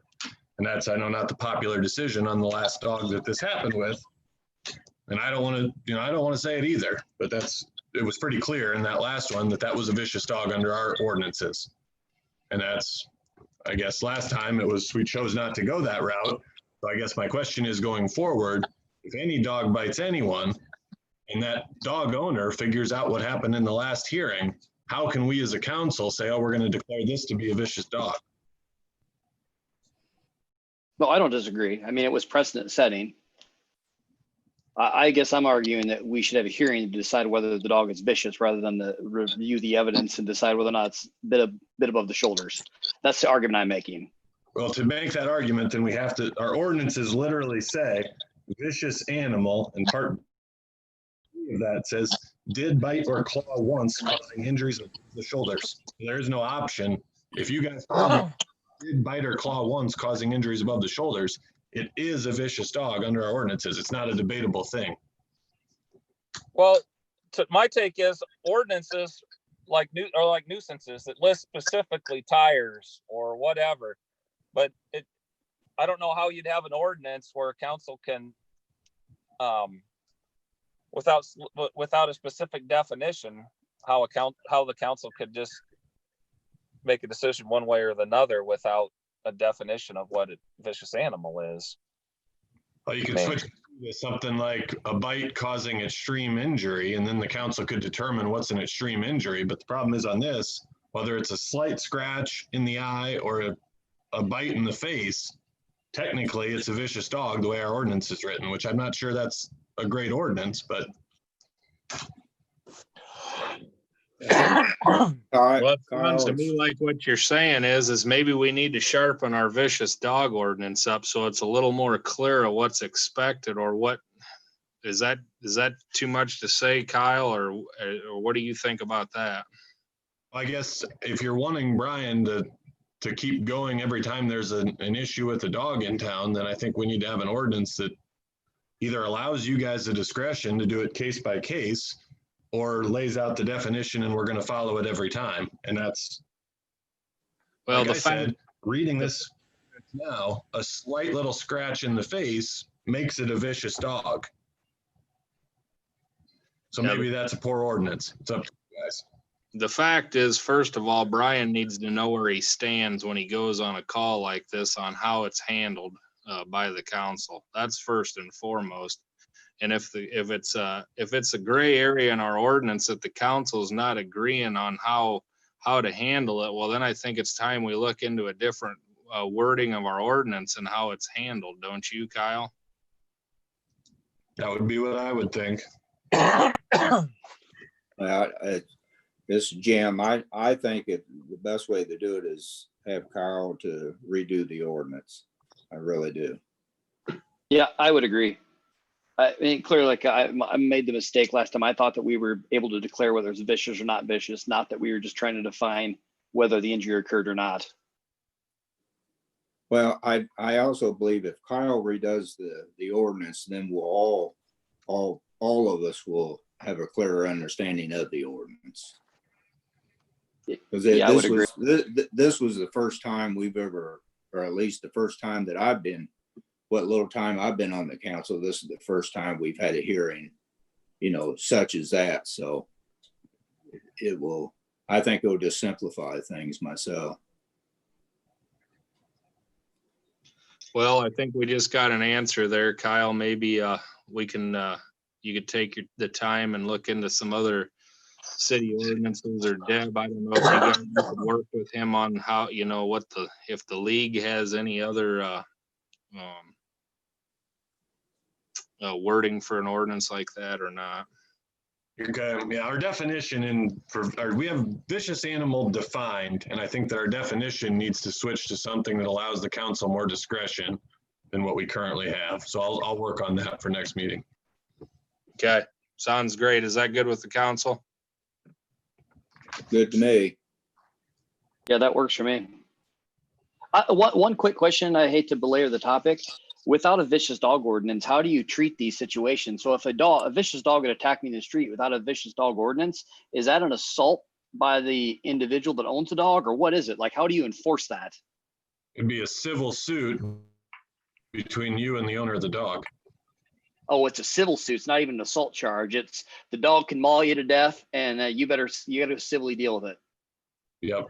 Dog goes about their business, and they can keep doing what they do. Yeah. Yeah, we don't want that either. Okay. Thanks, Kyle. Thanks, guys. Brian, did you have anything else? No. So do you want me, like, on this one, do you just want to kind of move past this last incident? I would say it wasn't as bad as the prior incident. So I don't know why it'd be worth having a hearing, bringing this person in. I mean, pretty much same circumstance, but the injuries weren't near as severe. So do you want to just hold off on serving an order on this person for a hearing, and then just get this ordinance rewritten?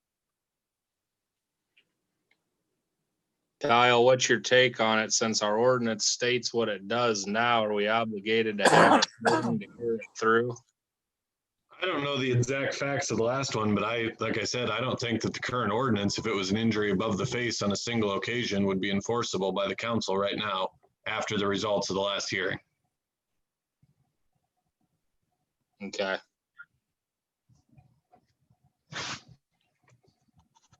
All right. Well, Brian, I guess that's your answer there. All right. That's kind of what I figured. I just wanted to get this on track, because you never know, here next week we could have another incident. It'd be nice to have our ducks in a row, and so we can, cities have an interest in keeping, making sure everybody's safe with vicious animals. So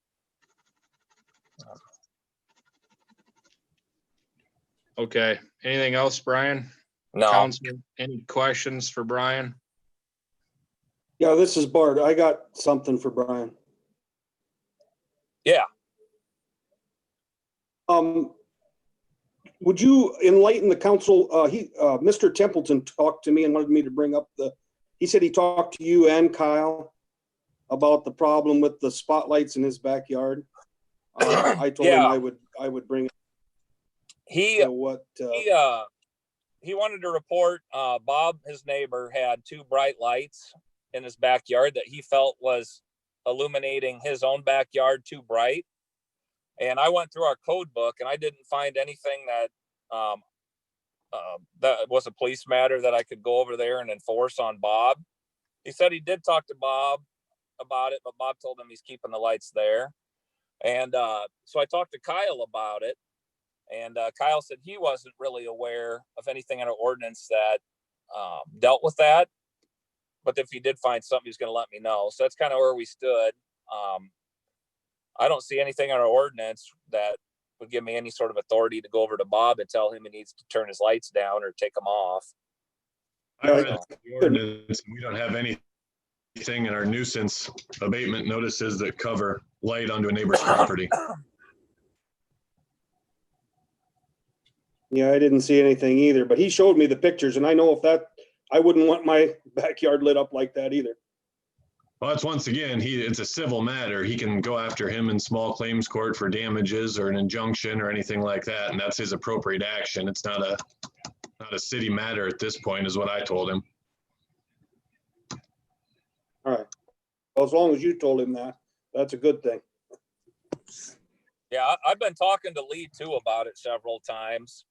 And I don't even know if we had an ordinance, how would you enforce it? You need some sort of light gauge where you could go over to someone's yard to register how many lumens were coming into their yard from the neighbors. I don't even know how you'd even enforce it, but that's probably why cities leave this issue alone, is because it would just be a nightmare between every single person that has a yard light or motion light that bothers their neighbor. It'd be a never ending battle that the city doesn't involved in. Yeah, I say we stay out of this. We can't even figure out dogs biting one another, let alone lights. Well, this is kind of like I get calls for neighbors are complaining because the other neighbor mowed over their lot line or blew grass over their lot line, and so I tell them it's not a police matter. It's not going to involve the city. So I'm not lucky enough to get a neighbor to near my lawn.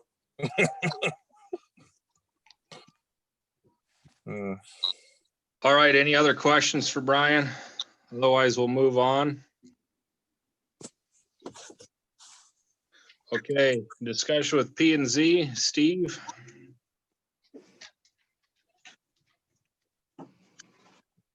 Sorry, I was muted there. I actually just got off vacation. My first day back was today, and there's a whole mitt full of building permits that I'm going to try to get done tomorrow. So, a lot of them, I know Wes talked to Wes Leeper today, and there was one that he went and looked at and said it was okay, but had a really busy day. So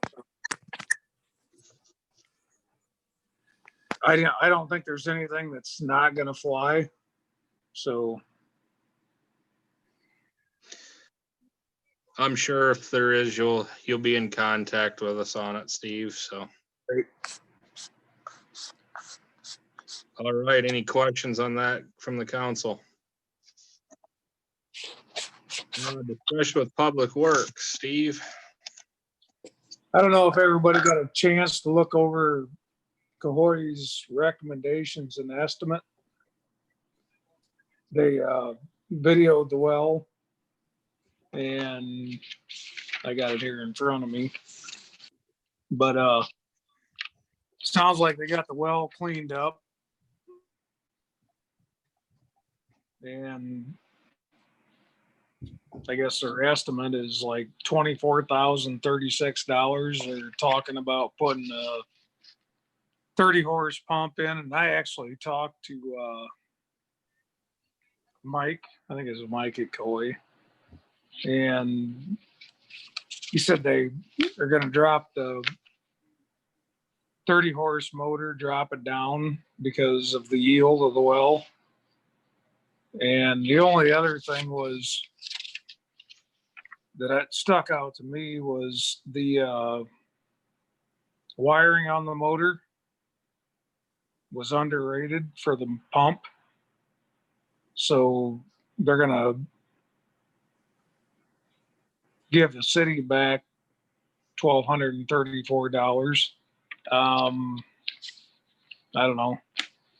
It's kind of like any other thing. You're kind of over the barrel on this. It's kind of at their mercy, I guess.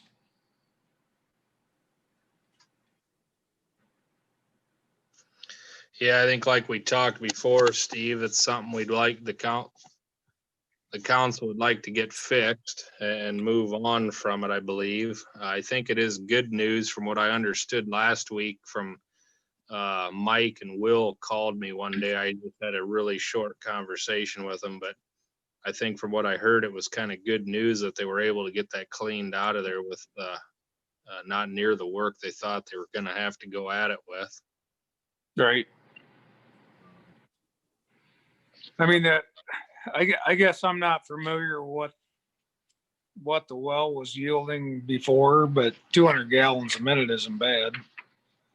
I mean, it's basically another well that you got on standby if you have problems. So, and I honestly, this well was down when I started working here. I don't know if you guys pumped out of all 3 wells or that one just stayed down. You pumped out of 3 and 4 or so. Yeah, I think at times they pumped out well, I think generally only 2 of them were usually in operation, but it seemed like there was always an issue with one. I know that one was utilized quite often. Yeah. We had an issue, but it's something that probably it's best to have them all. And if you're going to have them, they probably all need to be exercised and used, don't they, Steve? Yeah. I mean, usually a lot of towns put 2 of them on a rotation and then they'll throw the 3rd or 4th one on every 2 months just so you got a backup, but exercise it and keep it. But I don't know. Well, I guess and to be real honest with you, I guess that'd be a question maybe I could ask Paul. I can't recall, to be truthful, on that answer, but I think what you just stated is kind of how they did it for years. They just kind of had it on rotation, but. Right. Yeah, usually 2 of them are online pretty steady, and then the other one's just a kind of a backup.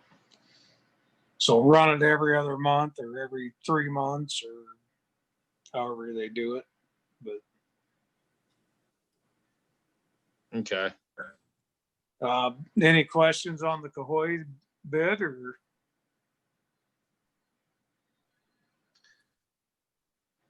Well, I think because of we budgeted for it at our budget meeting, so I think it's something that the council is prepared to move forward with.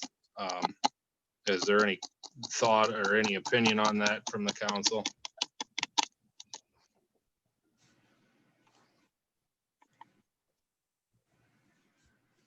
We budgeted for it, so I'd just say we move forward. I mean, it's a well.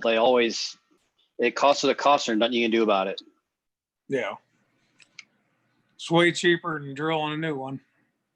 Yeah, and if they break the well while they're fixing it, they charge you for that, and there's nothing you can do but say, boy, that sucks. You're exactly right. I mean, they've done it to us before. Every time they figure out a way to charge us way more than what it originally cost. So we should always budget twice as much. We hope that's not the case with Cahoy. That's happened in the past, but hopefully the feedback and the better communication we're getting here is going to be a positive for the future. So. Right. I think in the future I'd keep Cahoy honest too, because I think they're all the same. Yeah. You know what I mean? They're gonna get you comfortable with them, and I think they all do, but just let them know that you're going out for bids and see what they throw at you. The big secret with the well people is they give you a price for pulling and cleaning the well, contingent on nothing's wrong with the pump, and the pitless, and it's you're definitely at their mercy. But So is that their official bid tonight? Excuse me. To move forward with fixing it, Steve? that was my understanding when I talked to Mike today, that the bid that I have in my hand is the one which is $24,036. Okay. Plus you can add the recommended option of 4,000 gallons shot chlorination, which is 4,372 on top of that. And they're of course recommending that. Right. And we can pull the top off of the well and dump bleach down it. Shock it ourselves. Way cheaper than probably $4,000. Okay. I guess I never realized that they put 4,000 gallons of bleach down it though. That kind of threw me. But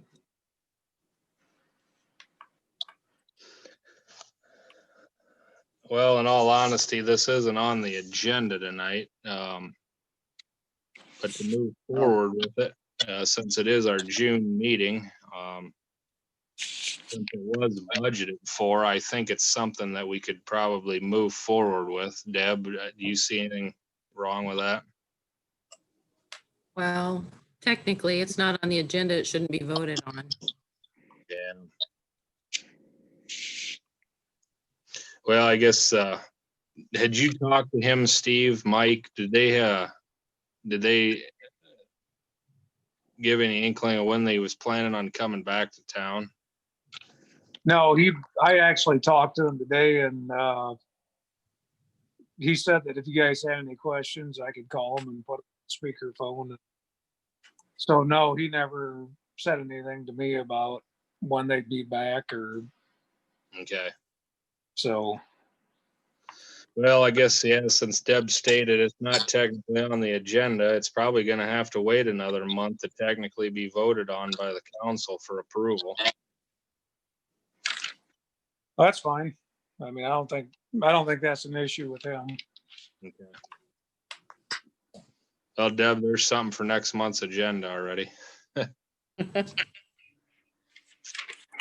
Any questions further from the council on that? All right, Steve, water quality report. What was that, Jared? Oh, I'm going off the agenda here under which the water quality report was published. Maybe you don't have anything to add to that, I guess. No, I don't think I do. I mean, that's a yearly thing that happens every year, and yeah.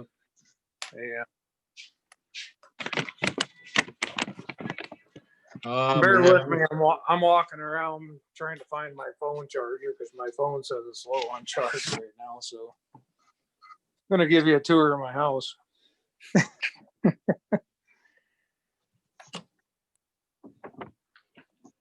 You can keep talking. And then we've got sidewalk in front of Sisters on 30 needs repair. Deb, I believe in the past that businesses are just like residential sidewalks. They can apply for our sidewalk assistance. Is that correct? They can apply for sidewalk assistance, yes. Okay. Well, is there more of a question on that, I guess, than that, or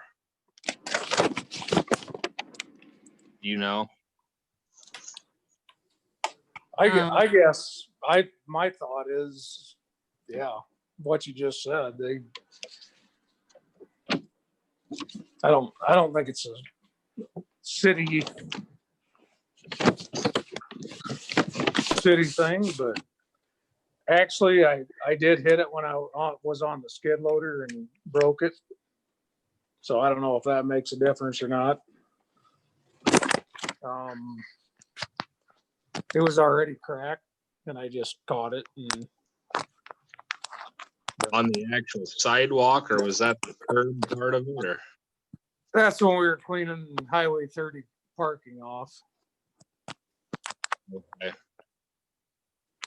I have not went down and looked at it, I guess. I know a lot of that sidewalk downtown has been in question for a number of years. And I think the city's kind of been waiting to see what the state's plans are gonna do before they spend, too much money on putting in more of a ADA compliant system, if I'm not mistaken. Right. Yeah, I mean, I guess that's up to you guys, but.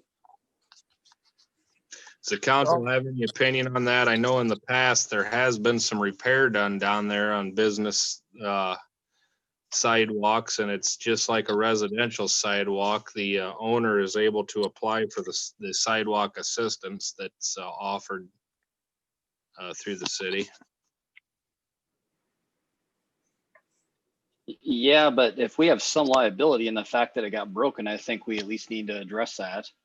I mean, if we broke it, shouldn't we look at what it takes to fix it?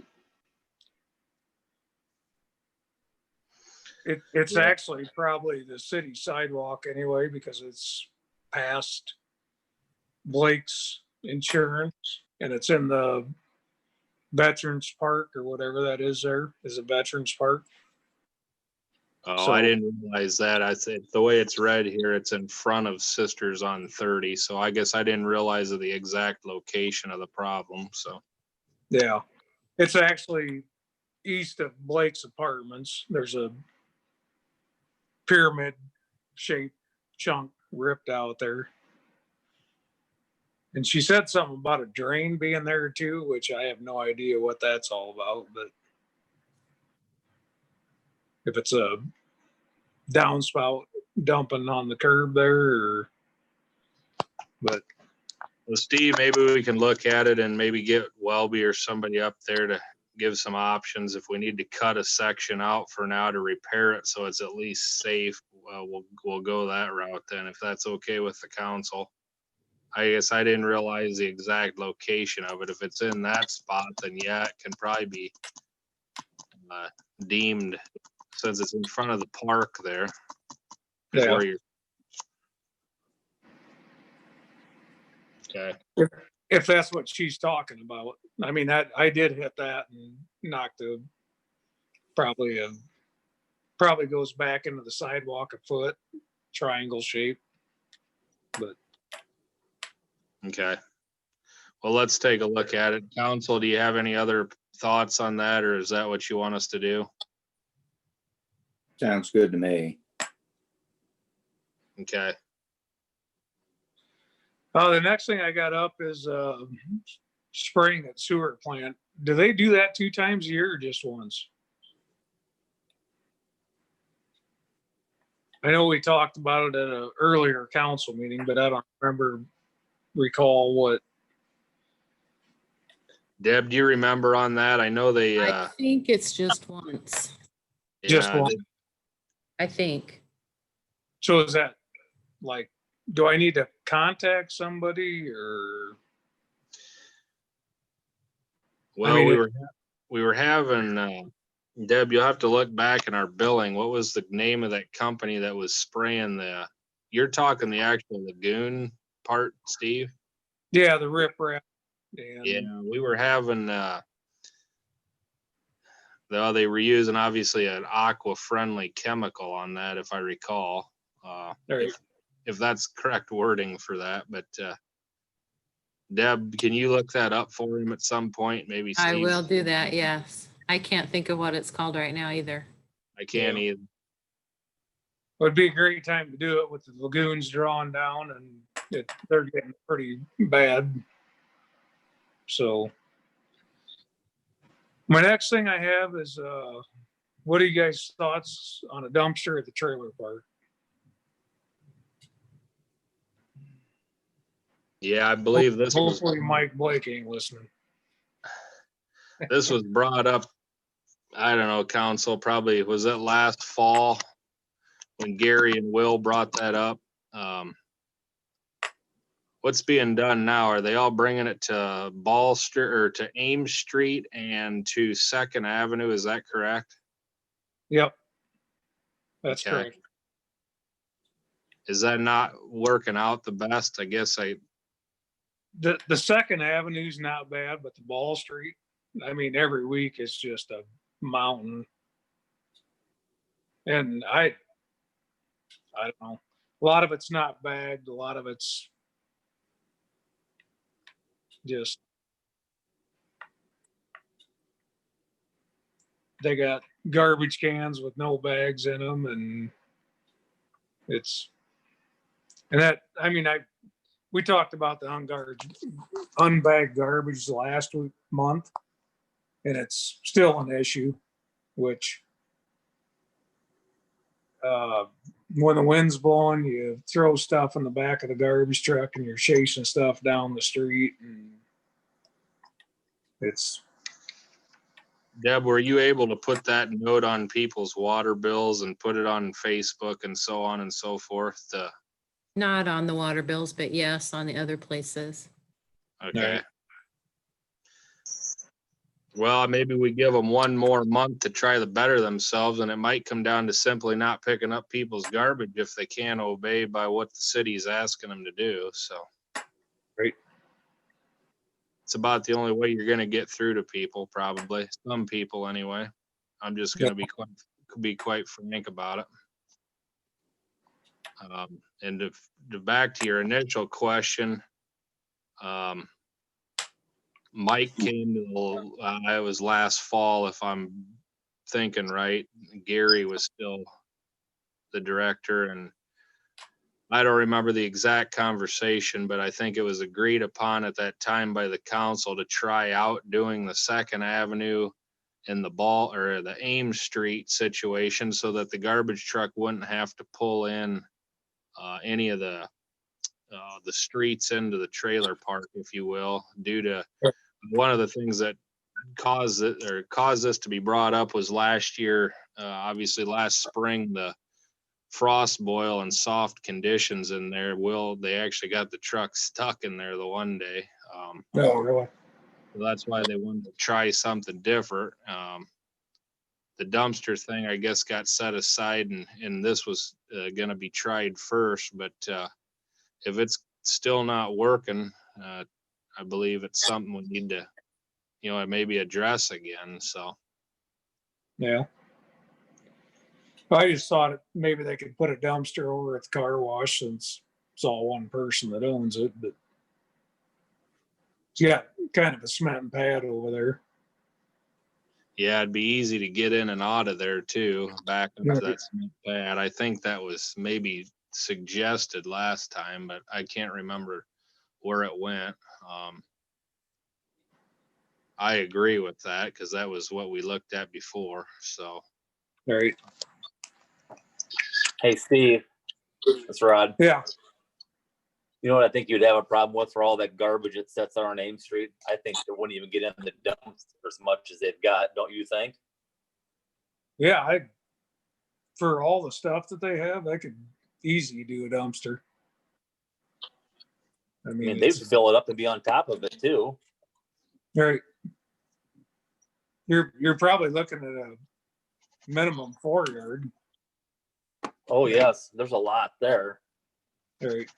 And what's the council's thoughts on people putting a lot of garbage out? I mean, we haven't been charging anybody extra for stuff. What do you guys, what'd they do in the past?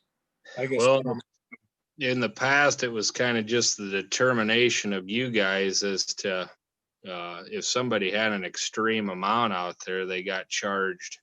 Deb, how did you charge that out? I charged whatever the guy said to charge. Okay. So like, I think if it was like, you know, a couch, it was $10. It depended on the amount. I mean, we've actually had several couches, love seats, and I guess we didn't charge anybody for them, but going down the road, I'm all for it. Deb, maybe we could define that for Steve and Will. What was done in the past on some of that and how it was charged. Will do. The last thing I have is kind of a nuisance abatement thing. But you know, we go back on Ames Street behind all the north of Highway 30. And to be frank, it looks like shit back there with weeds growing up and stuff. And we have to pick a couple of dumpsters up back there, and you got to walk through nettles and a lot of weeds and garbage. And I don't know if we can do anything about it, but if we can, I'd be all for it. The location of that is, are you talking east of City Hall on Ames? Yes. Basically from City Hall down to River Valley. Behind well, not everyone, but a lot of those buildings. Yeah, I think this was brought up in the past, and they did hire someone to weed eat some of that stuff a couple years ago, and this very same thing was brought up. Maybe it's just something, I don't know, we could write a letter to those building owners to see if they could maintain back there a little bit better, so at least you don't have to, you know, walk through itchweed and stuff like that to get to a dumpster. No. Well, I mean, we were talking about nuisance abatement before, and it's kind of like, yeah, that's, but where do you start and stop with that? Falls into that category. Okay.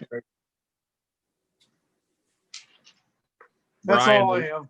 Brian, are you still on here? Yeah.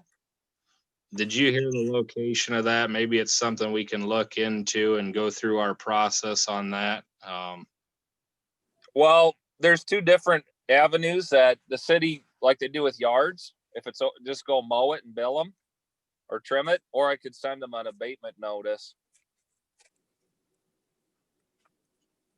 I vote the abatement notice. Yeah, I think give that a try first on a circumstance like this, since it's weeds more so than somebody's actually yard, a residential yard, I guess.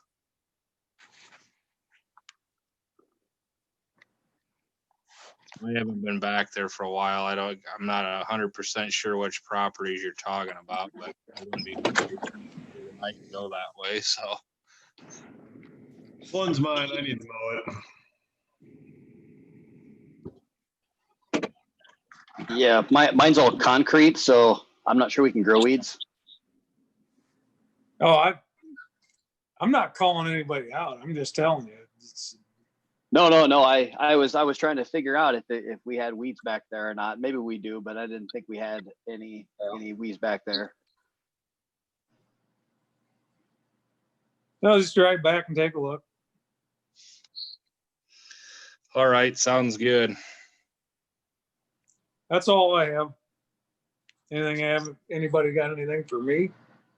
There is a couple things on the bottom of the agenda here, Steve, under the new business, since we have you on here. The one is discuss an estimate for tree removal from Turkle Tree Service. Yeah. Were we going to get a couple estimates, I guess, before we move forward with looking at a price on what we discussed for tree removal? Yeah, I actually talked to Cy, and I haven't seen anything from him yet. And I can get more if you want me to. Oh, I mean, it's up to the council, but I think 2 is sufficient on that, I would think, so. All right. Yeah, I haven't received anything from him yet, Okay. but I did contact him, and I thought he told me he was gonna email it to Deb, but I can contact him again tomorrow and see what he says. Well, I guess it probably would be for this coming fiscal year anyway, so maybe by our July meeting, we could have it to make a decision on moving forward with our tree removal. All right. So the money's already used up for this fiscal year? Deb, Yes, Is it? Okay. what Cy did last year, I believe, was for this fiscal year, correct? I think so. Okay. All right. And just to clear up on the bills tonight, I don't know if the council, since we're on the tree situation, there was a tree in front of the property that Pat Martin lives in, which is owned by Toby Thurston. It's been about 3 weeks ago. We had a high wind event and that trunk split on the tree. Pat had called me up and let me know about it, and I went over and looked at it, and it was a pretty severe split. I think it had already been split, but that windstorm did not help it. It looked to me like the next windstorm, it was probably half of it end up on Pat's house and the other half across the street under Roger Christopherson's yard.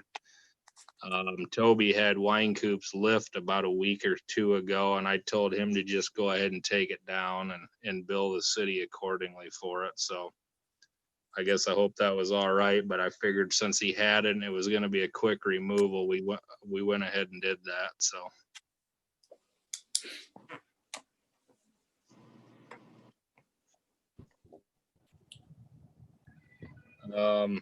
Other than that, we do have a quote on here from Griner Buildings for the steel covering on the exterior of City Hall. This is something around election time every year that gets brought up to me. And I think more so it's because we're having a lot of people in and out of City Hall that are noticing how poor the exterior is with the moisture that has gotten into the masonry on City Hall over the years, and every freeze thaw cycle it pops more and more of the brick facing off. This is something probably the last since I've been on council that we've talked about, and we've done little by little every year on City Hall. It was insulated a number of years ago. There was some windows put in, new furnace and air conditioning one year, stuff like that. I think we're at the time we need to look into refacing the exterior of City Hall.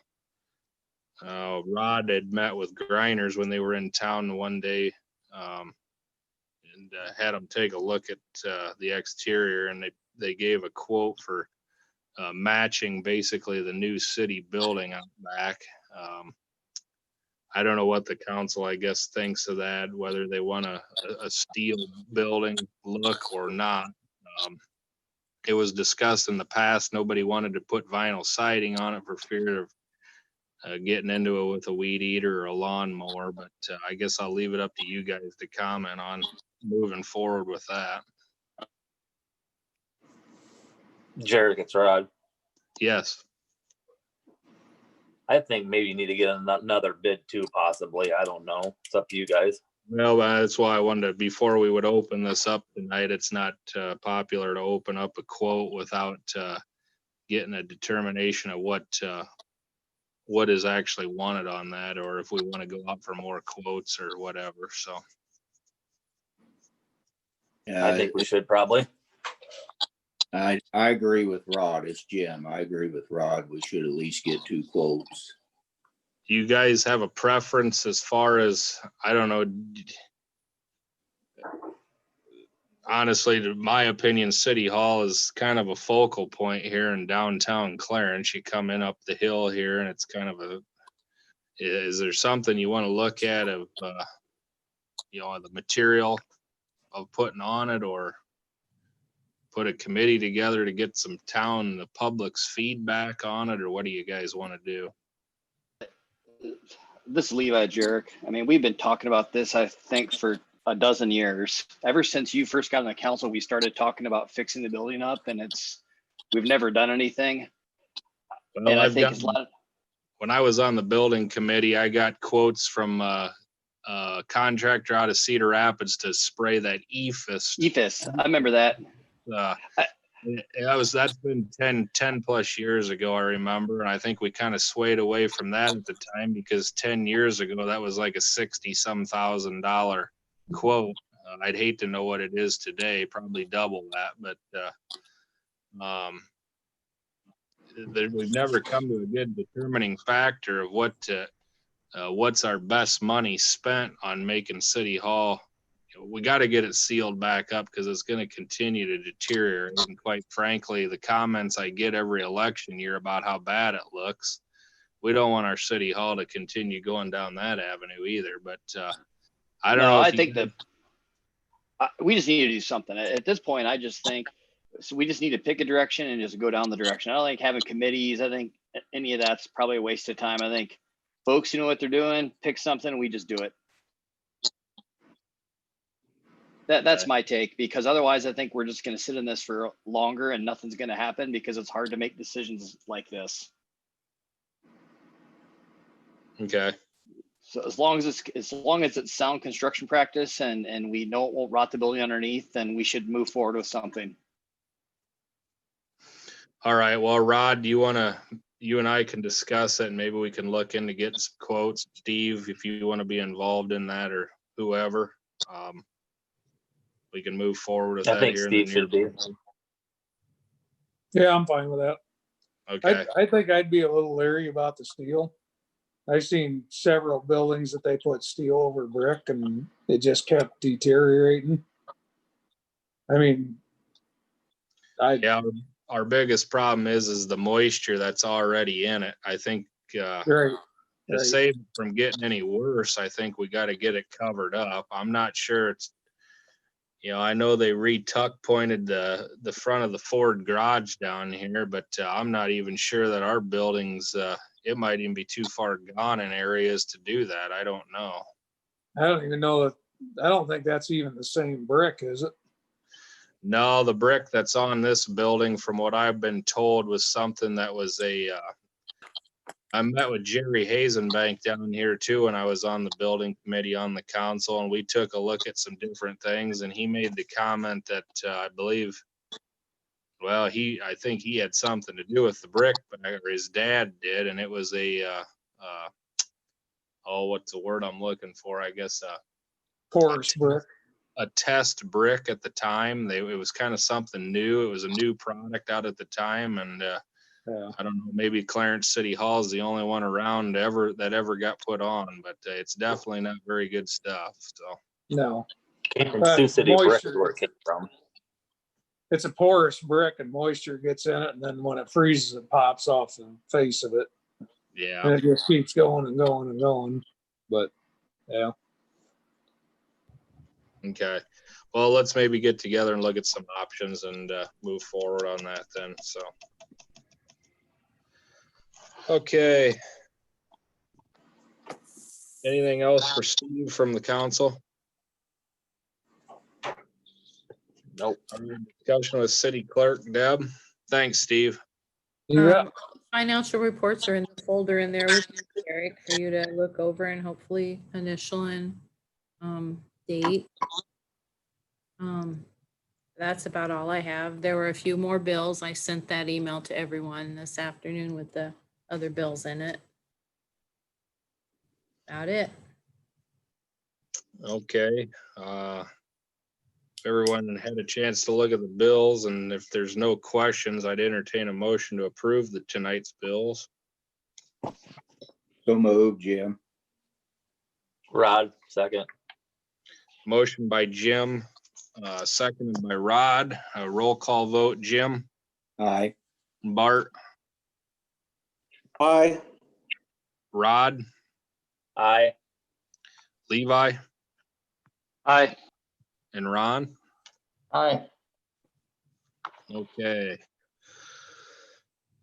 Correspondence and communications, the Clarence Community Foundation funds awarded to the Park Board, the library, the fire and ambulance associations.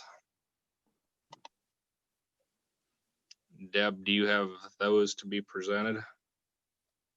Yes, so there was $120,000 grant to the park board. That's for toward the building of the community center. There was $12,500 grant for the Clarence Firefighters Volunteer Association. $12,500 grant to the Clarence Ambulance Service Volunteers Association. And $12,500 grant to the Clarence Public Library.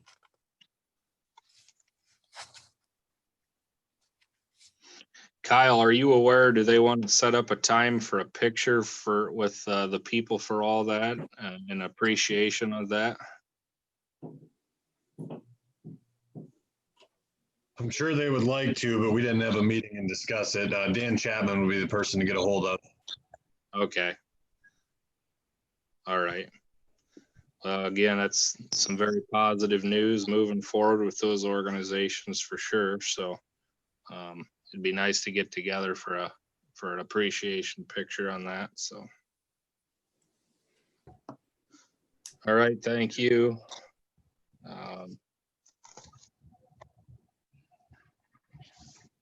Then we got the Raymond Conrad Charitable Trust donation to the city park and the Memorial Park. So there was a $3,000 check that's designated for the original park and a second check in the amount of $3,000 designated for the Raymond Conrad Memorial Park for maintaining and beautifying currently and in the future.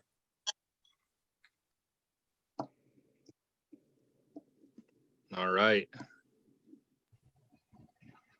Thank you for that trust group also.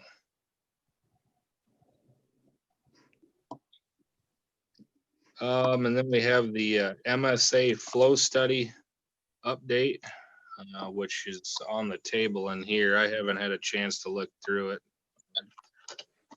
Steve, have you looked at it at all or talked to Sarah on that?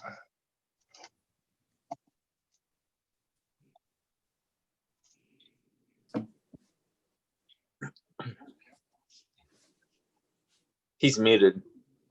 No. Yeah, I muted him. He's got really bad feedback, so I mute him when he's not talking. Here, I can ask to unmute him and maybe they'll unmute for him. You hear me better now? Yep. No, I haven't had a chance to look at that yet. I actually did it if it just came last week, I didn't even know it was there actually. So. Okay, well, it's something we'll look into and maybe talk to Sarah about. I know she had sent some response to the DNR about extending our flow study. Great. So we'll wait to hear from her on more info for that. Any questions from the council on that?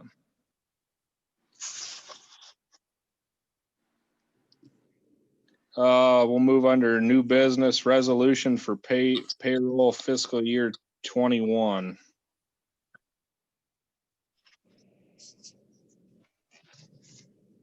Everybody should have gotten that in an email.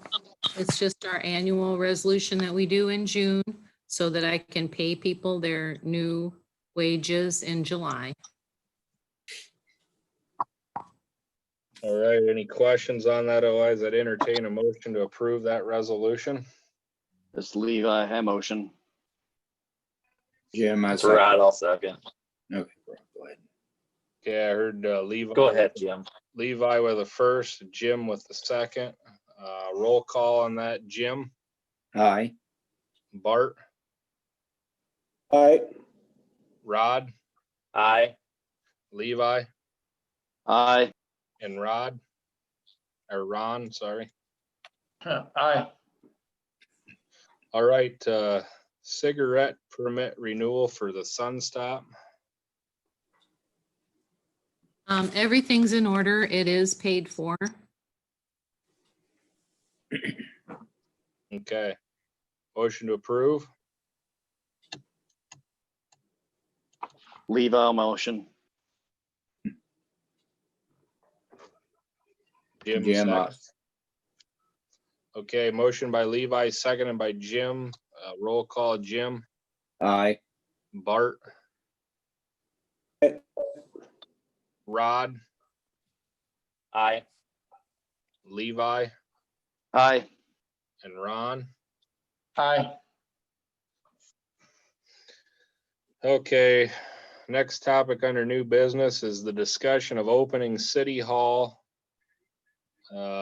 Having regular council meetings, the water shutoffs, opening the splash pad, renting out shelters and rules, and other COVID-19 related issues.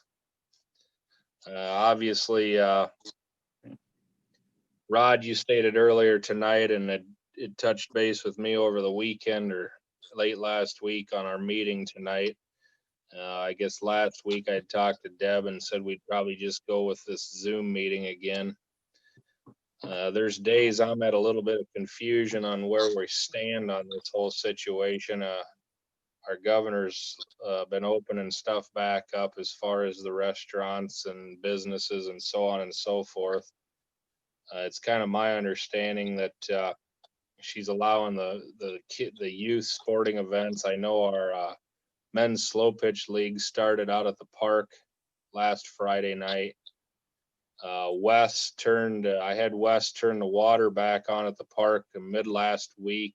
I talked to Brian Caspery, as he stated earlier, as he wanted to get going on power washing the stone to be painted out there. While the splash pad is still currently not open, the water is turned on to it. It's just shut down at the panel. Wes checked it over and everything is ready to go and prepared. But it's my understanding that the governor has those shut down till she's going to address them. I believe it was June 17th was the last correspondence I had on splash pad. What she's defining of spray pads, splash pads, or pools. I guess I'm open to some council discussion on your thought of opening City Hall. I guess I probably should bring up the fact that Deb and I had a lengthy discussion on what we could do here at City Hall to better protect the city employees, specifically Deb that's in here all day long.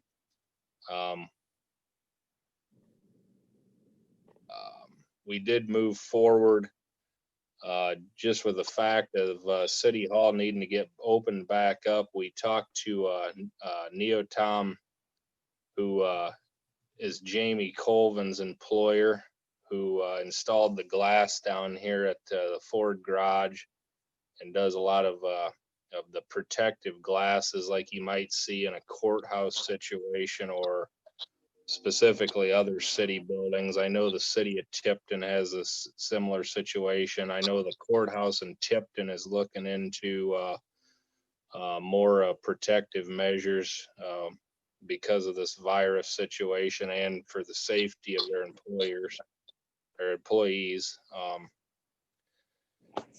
Deb and I looked at her little office window here and thought it'd be a perfect situation to remove that window and put in something that would allow her door to stay shut during the day. And when somebody walks up to that window, she could have the ability to open up, I'll just call it a panel for lack of better terms, or a door in order to receive payment from people.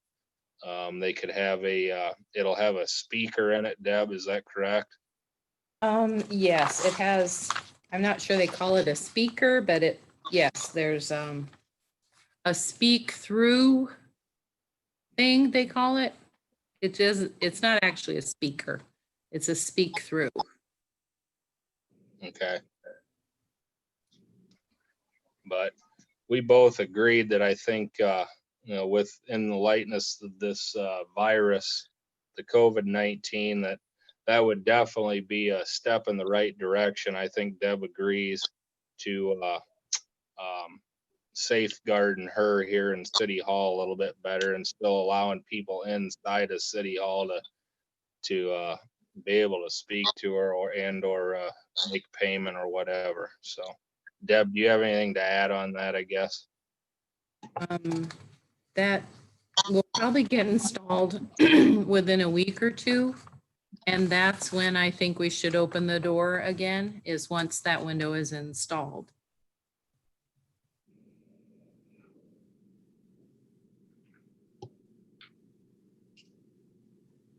Okay. The bid was $875.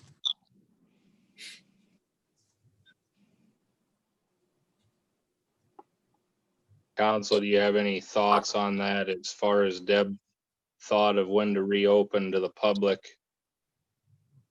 for people coming back into City Hall here? Jim, I think Deb's is the best one to make that decision, and so I agree with her. Yeah, I think we follow state guidance, do what we can to protect our employees the best that we can in the appropriate manner, and open things up as they need, as the state guides us to. Okay.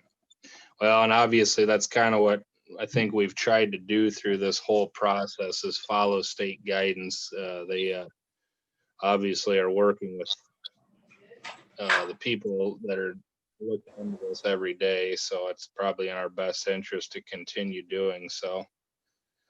So I guess that discussion is, covers the opening of City Hall. The council meetings, I'll be honest with you, I guess we're a month away from our next council meeting, with the exception of next Thursday or the 18th meeting out at, but that should be a pretty small group of individuals, and we should be able to practice safe distancing on that. I'm hoping that we could meet next month at a regular meeting. It might be something that I may try to get a hold of the public health director here in the county to see what her take is on it. They've been following the state's guidance and also looking into things with their own experts too. The issue at hand is our City Hall chambers, our council room chambers is quite small. I guess while one person may feel safe doing it, another may not. And that's what it all comes down to, I guess, here. And as far as letting the public back into City Hall, we determined when that may happen here too, but that may not be an exception for our small council room either if we had 20 or 25 people piled in there. So I guess maybe if the council has any thoughts on that, or what, if you'd like me to look into something or some questions you want me to ask the public health director or anybody else, let me know. One question, Jarek. So if we meet next month and, you know, we probably need to offer an option for those folks who want to stay safe, but also participate in a public meeting like this. I wonder if maybe we should figure out a way to continue to broadcast on YouTube. Like I could set something up like we have some microphones or something so that we could still broadcast the meeting for those who want to watch it. Yeah, there's probably nothing wrong with that. Is the guidance still no more than 10 people? Is that from Des Moines? Is that what they're saying? I think so. That's the way I read it. See, my only problem is that, you know, what happens if you have 5 or 6 extra people show up, you know, by the time you count council, mayor, city attorney, and employees, we're already at 10 people.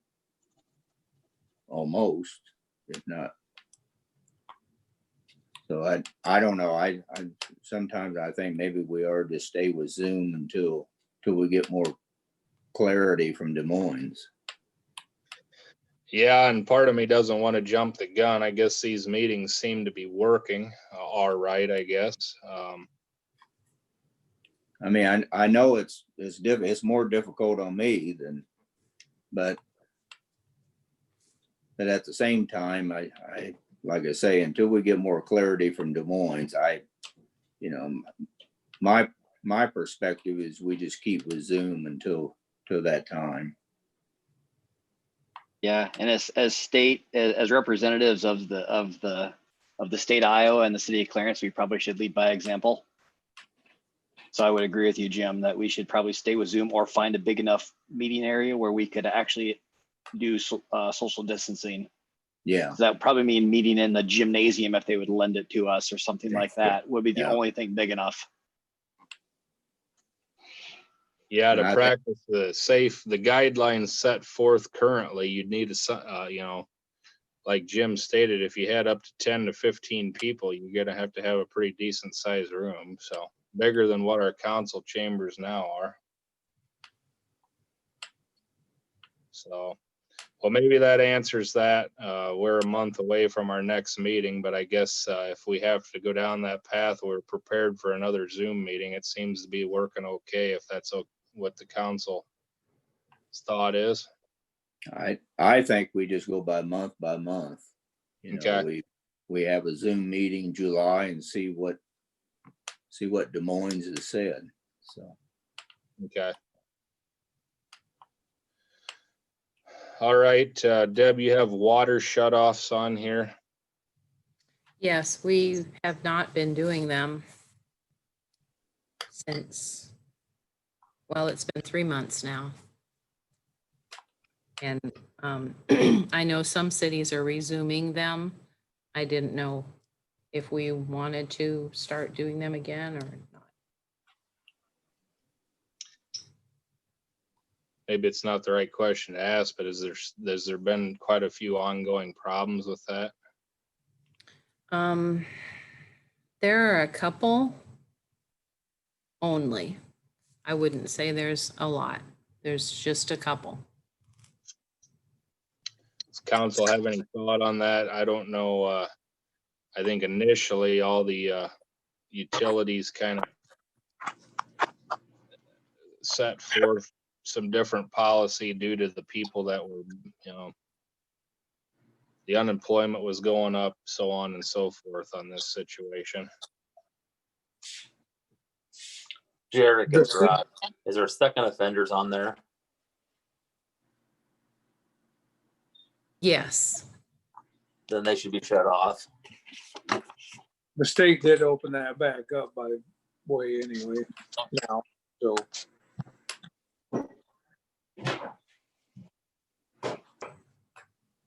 If this Jim, if the state's opened it back up, I would agree with Rod. Yeah, I would too. I'd echo. We should just follow the state guidance wherever we can. So if they're opening it back up, we should just do it. I don't see any reason that we should differ.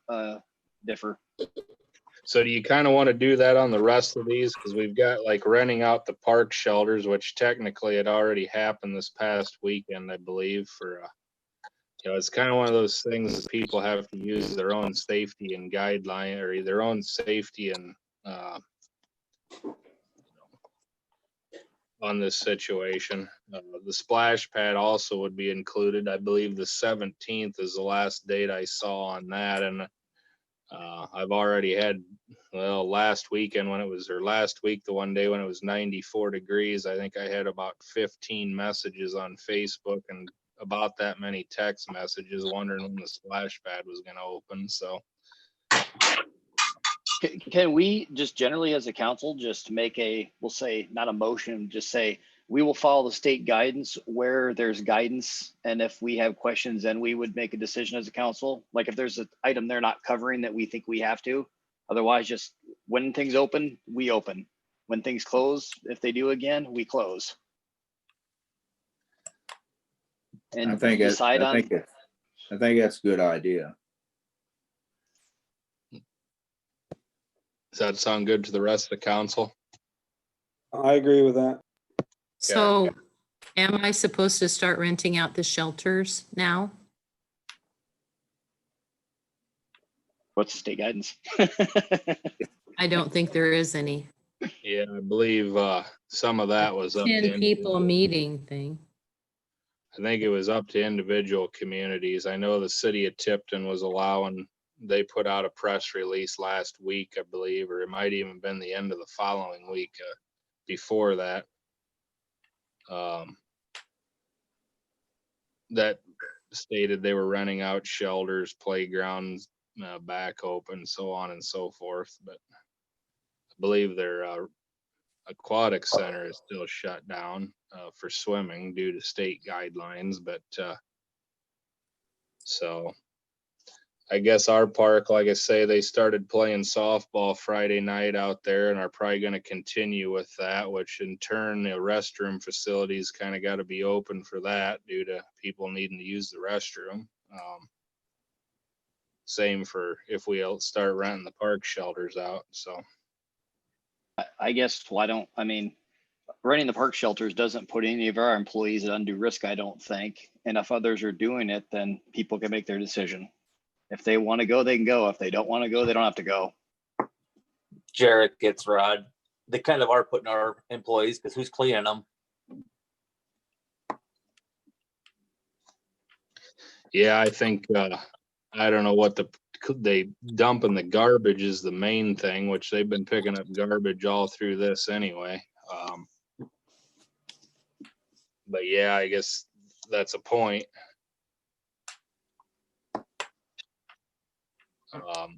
They're technically supposed to get their deposit back. They're supposed to have it cleaned up to a point of only the city guys go out there and maybe straighten up a little bit. I guess what dump the garbage.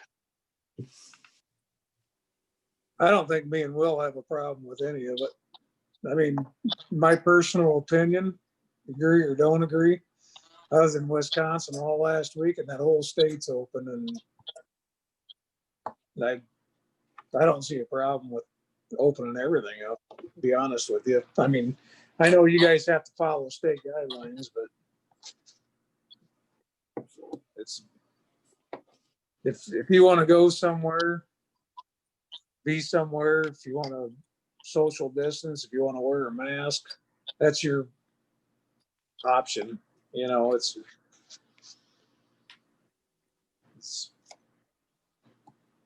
So just don't quarantine me for 14 days now, because I only got 40 hours of vacation. So as far as running out the park shelters and that goes, the council's okay opening that back up for Deb to rent those back out, and then it's up to whoever's renting it to their expectations on who shows up for their party, I guess. That's what I would say, and maybe they don't get their deposit back until they've cleaned it well enough. But it sounds like our city guys don't really have an issue anyways, but I don't want to put them in the position of having to make that choice if they would like to. Yeah. I mean, we're picking everybody's garbage up in town right now anyway, so it's, to me, it's not a problem. Okay. And technically, we're only going to be renting one shelter, right? Because they're going to be tearing the west one down. Yes, just the east shelter. Yeah. So that won't be quite so bad. Okay. I'd say we open them up for rental then. Agreed. All right. Any other questions on any of that, Deb, or from the council that needs clarification? That's all I had. And again, guys, I'm prepared to open that splash pad when the guy, like Levi said, the guidance of the governor, which the last I've heard is like this, I believe the 17th. I know that's a Wednesday, but that must have been, she must have her meetings on a Wednesday or something. So that way my phone will quit blowing up on these 90-degree days. Well, I wonder when it does open, is there going to be some kind of social distancing required? I mean, I was talking with some woman from a daycare this morning and she had suggested that like a daycare could come and they'd be the only ones there. Like maybe they'd have to make an appointment. Well, I'm not sure who's gonna police that, Deb. Our rules are out there on the fence and the hours of operation, short of, I guess we've never really discussed making an appointment for it to be when it's too busy anyway. There was some times last year, there was probably more kids than a 30 by 30 piece of concrete should have on it at once anyway, but they made do out there, I guess, but I don't know. Different this summer, you know. I wonder if we could set up like, you know, a 10 child limit or something like that. At least we wouldn't be able to police it, but at least make the suggestion. I think if we make any rules, we should just say, we issue guidelines, so to speak, of the best practices and move on from there. I mean, we could do that as a city, but otherwise, because people are just going to immediately violate them anyways.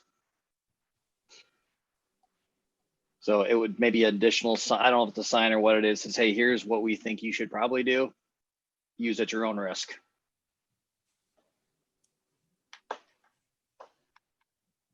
Yeah, that could definitely be an option. So And maybe we don't even make a sign. We just put it on Facebook or something. That way we don't make more work to put a sign out there. Right.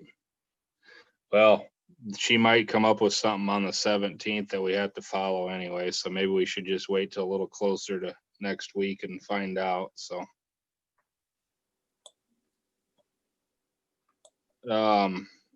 Anything else on that? Otherwise, the only thing left we haven't discussed is discussing the citywide cleanup day, which we normally do the weekend after garage sale, which I don't believe they officially had a citywide garage sale this year.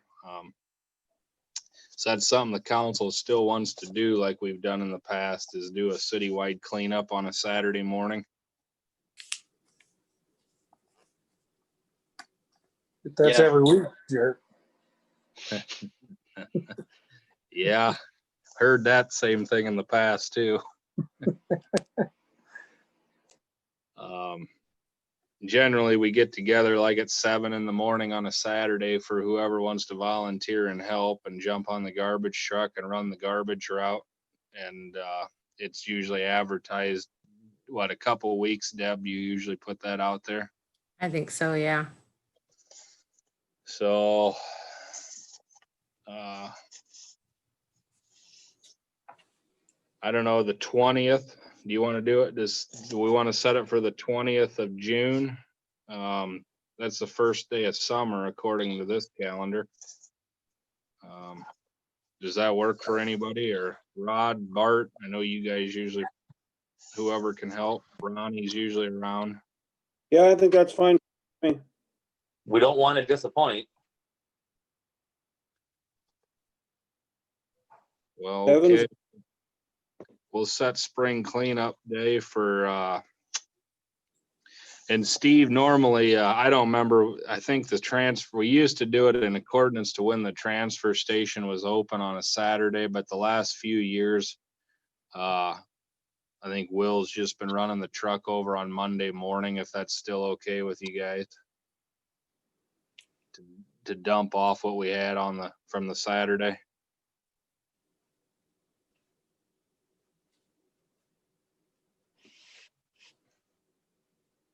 I'm assuming he caught that. Yeah. One thing to consider is one of the small towns where my wife's from, they brought dumpsters in.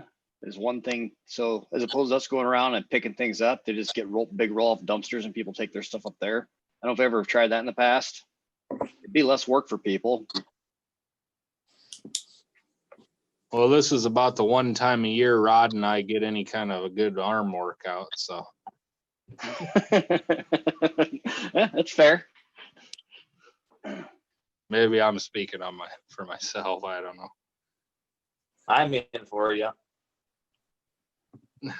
So I don't know. It works pretty well. We have a little fun doing it too, I guess. So it's I think it's a good thing for the town.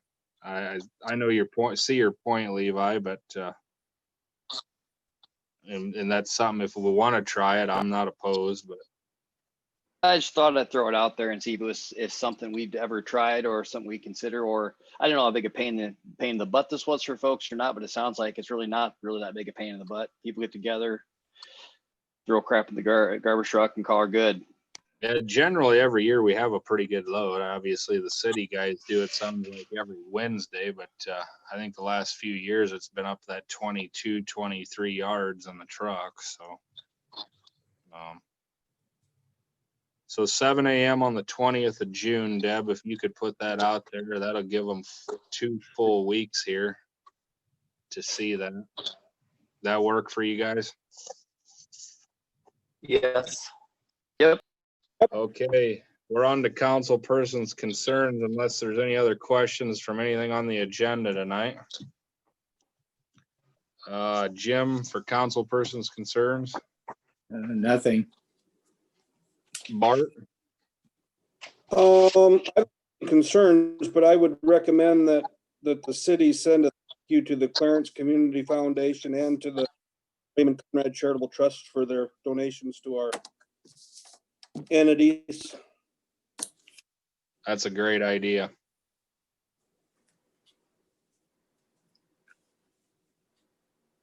That's all I got. Okay. Rod? No. Levi? Nothing. Ron? On coming into town, south town, there's getting to be a couple holes there again that probably should be filled in, but only thing I got. On the seal coat port or the Yeah. Yeah. They're just a couple little ones before they get much bigger. Like I'm in cycle, you don't want to hit them with that. Where's that at? I'd be just by probably 100 feet from where it goes onto the cement there. There's just a couple little ones starting there. They ain't real big yet. Otherwise it's staying pretty good. I just see a couple of them starting to form there right along the edge. You can miss them yet without any trouble, but before they get too much bigger, it won't take too much, I don't think, to fix them. That's the only ones I've seen. Otherwise, everything else looks good. Okay. All right, we'll motion for adjournment then. Jim, so move. I second, Rod. Motion by Jim, seconded by Rod. Roll call, Jim. Aye. Bart. Aye. Rod. Aye. Levi. Aye. And Ron. Aye. All right, motion, meeting's adjourned. Thanks a lot, everyone.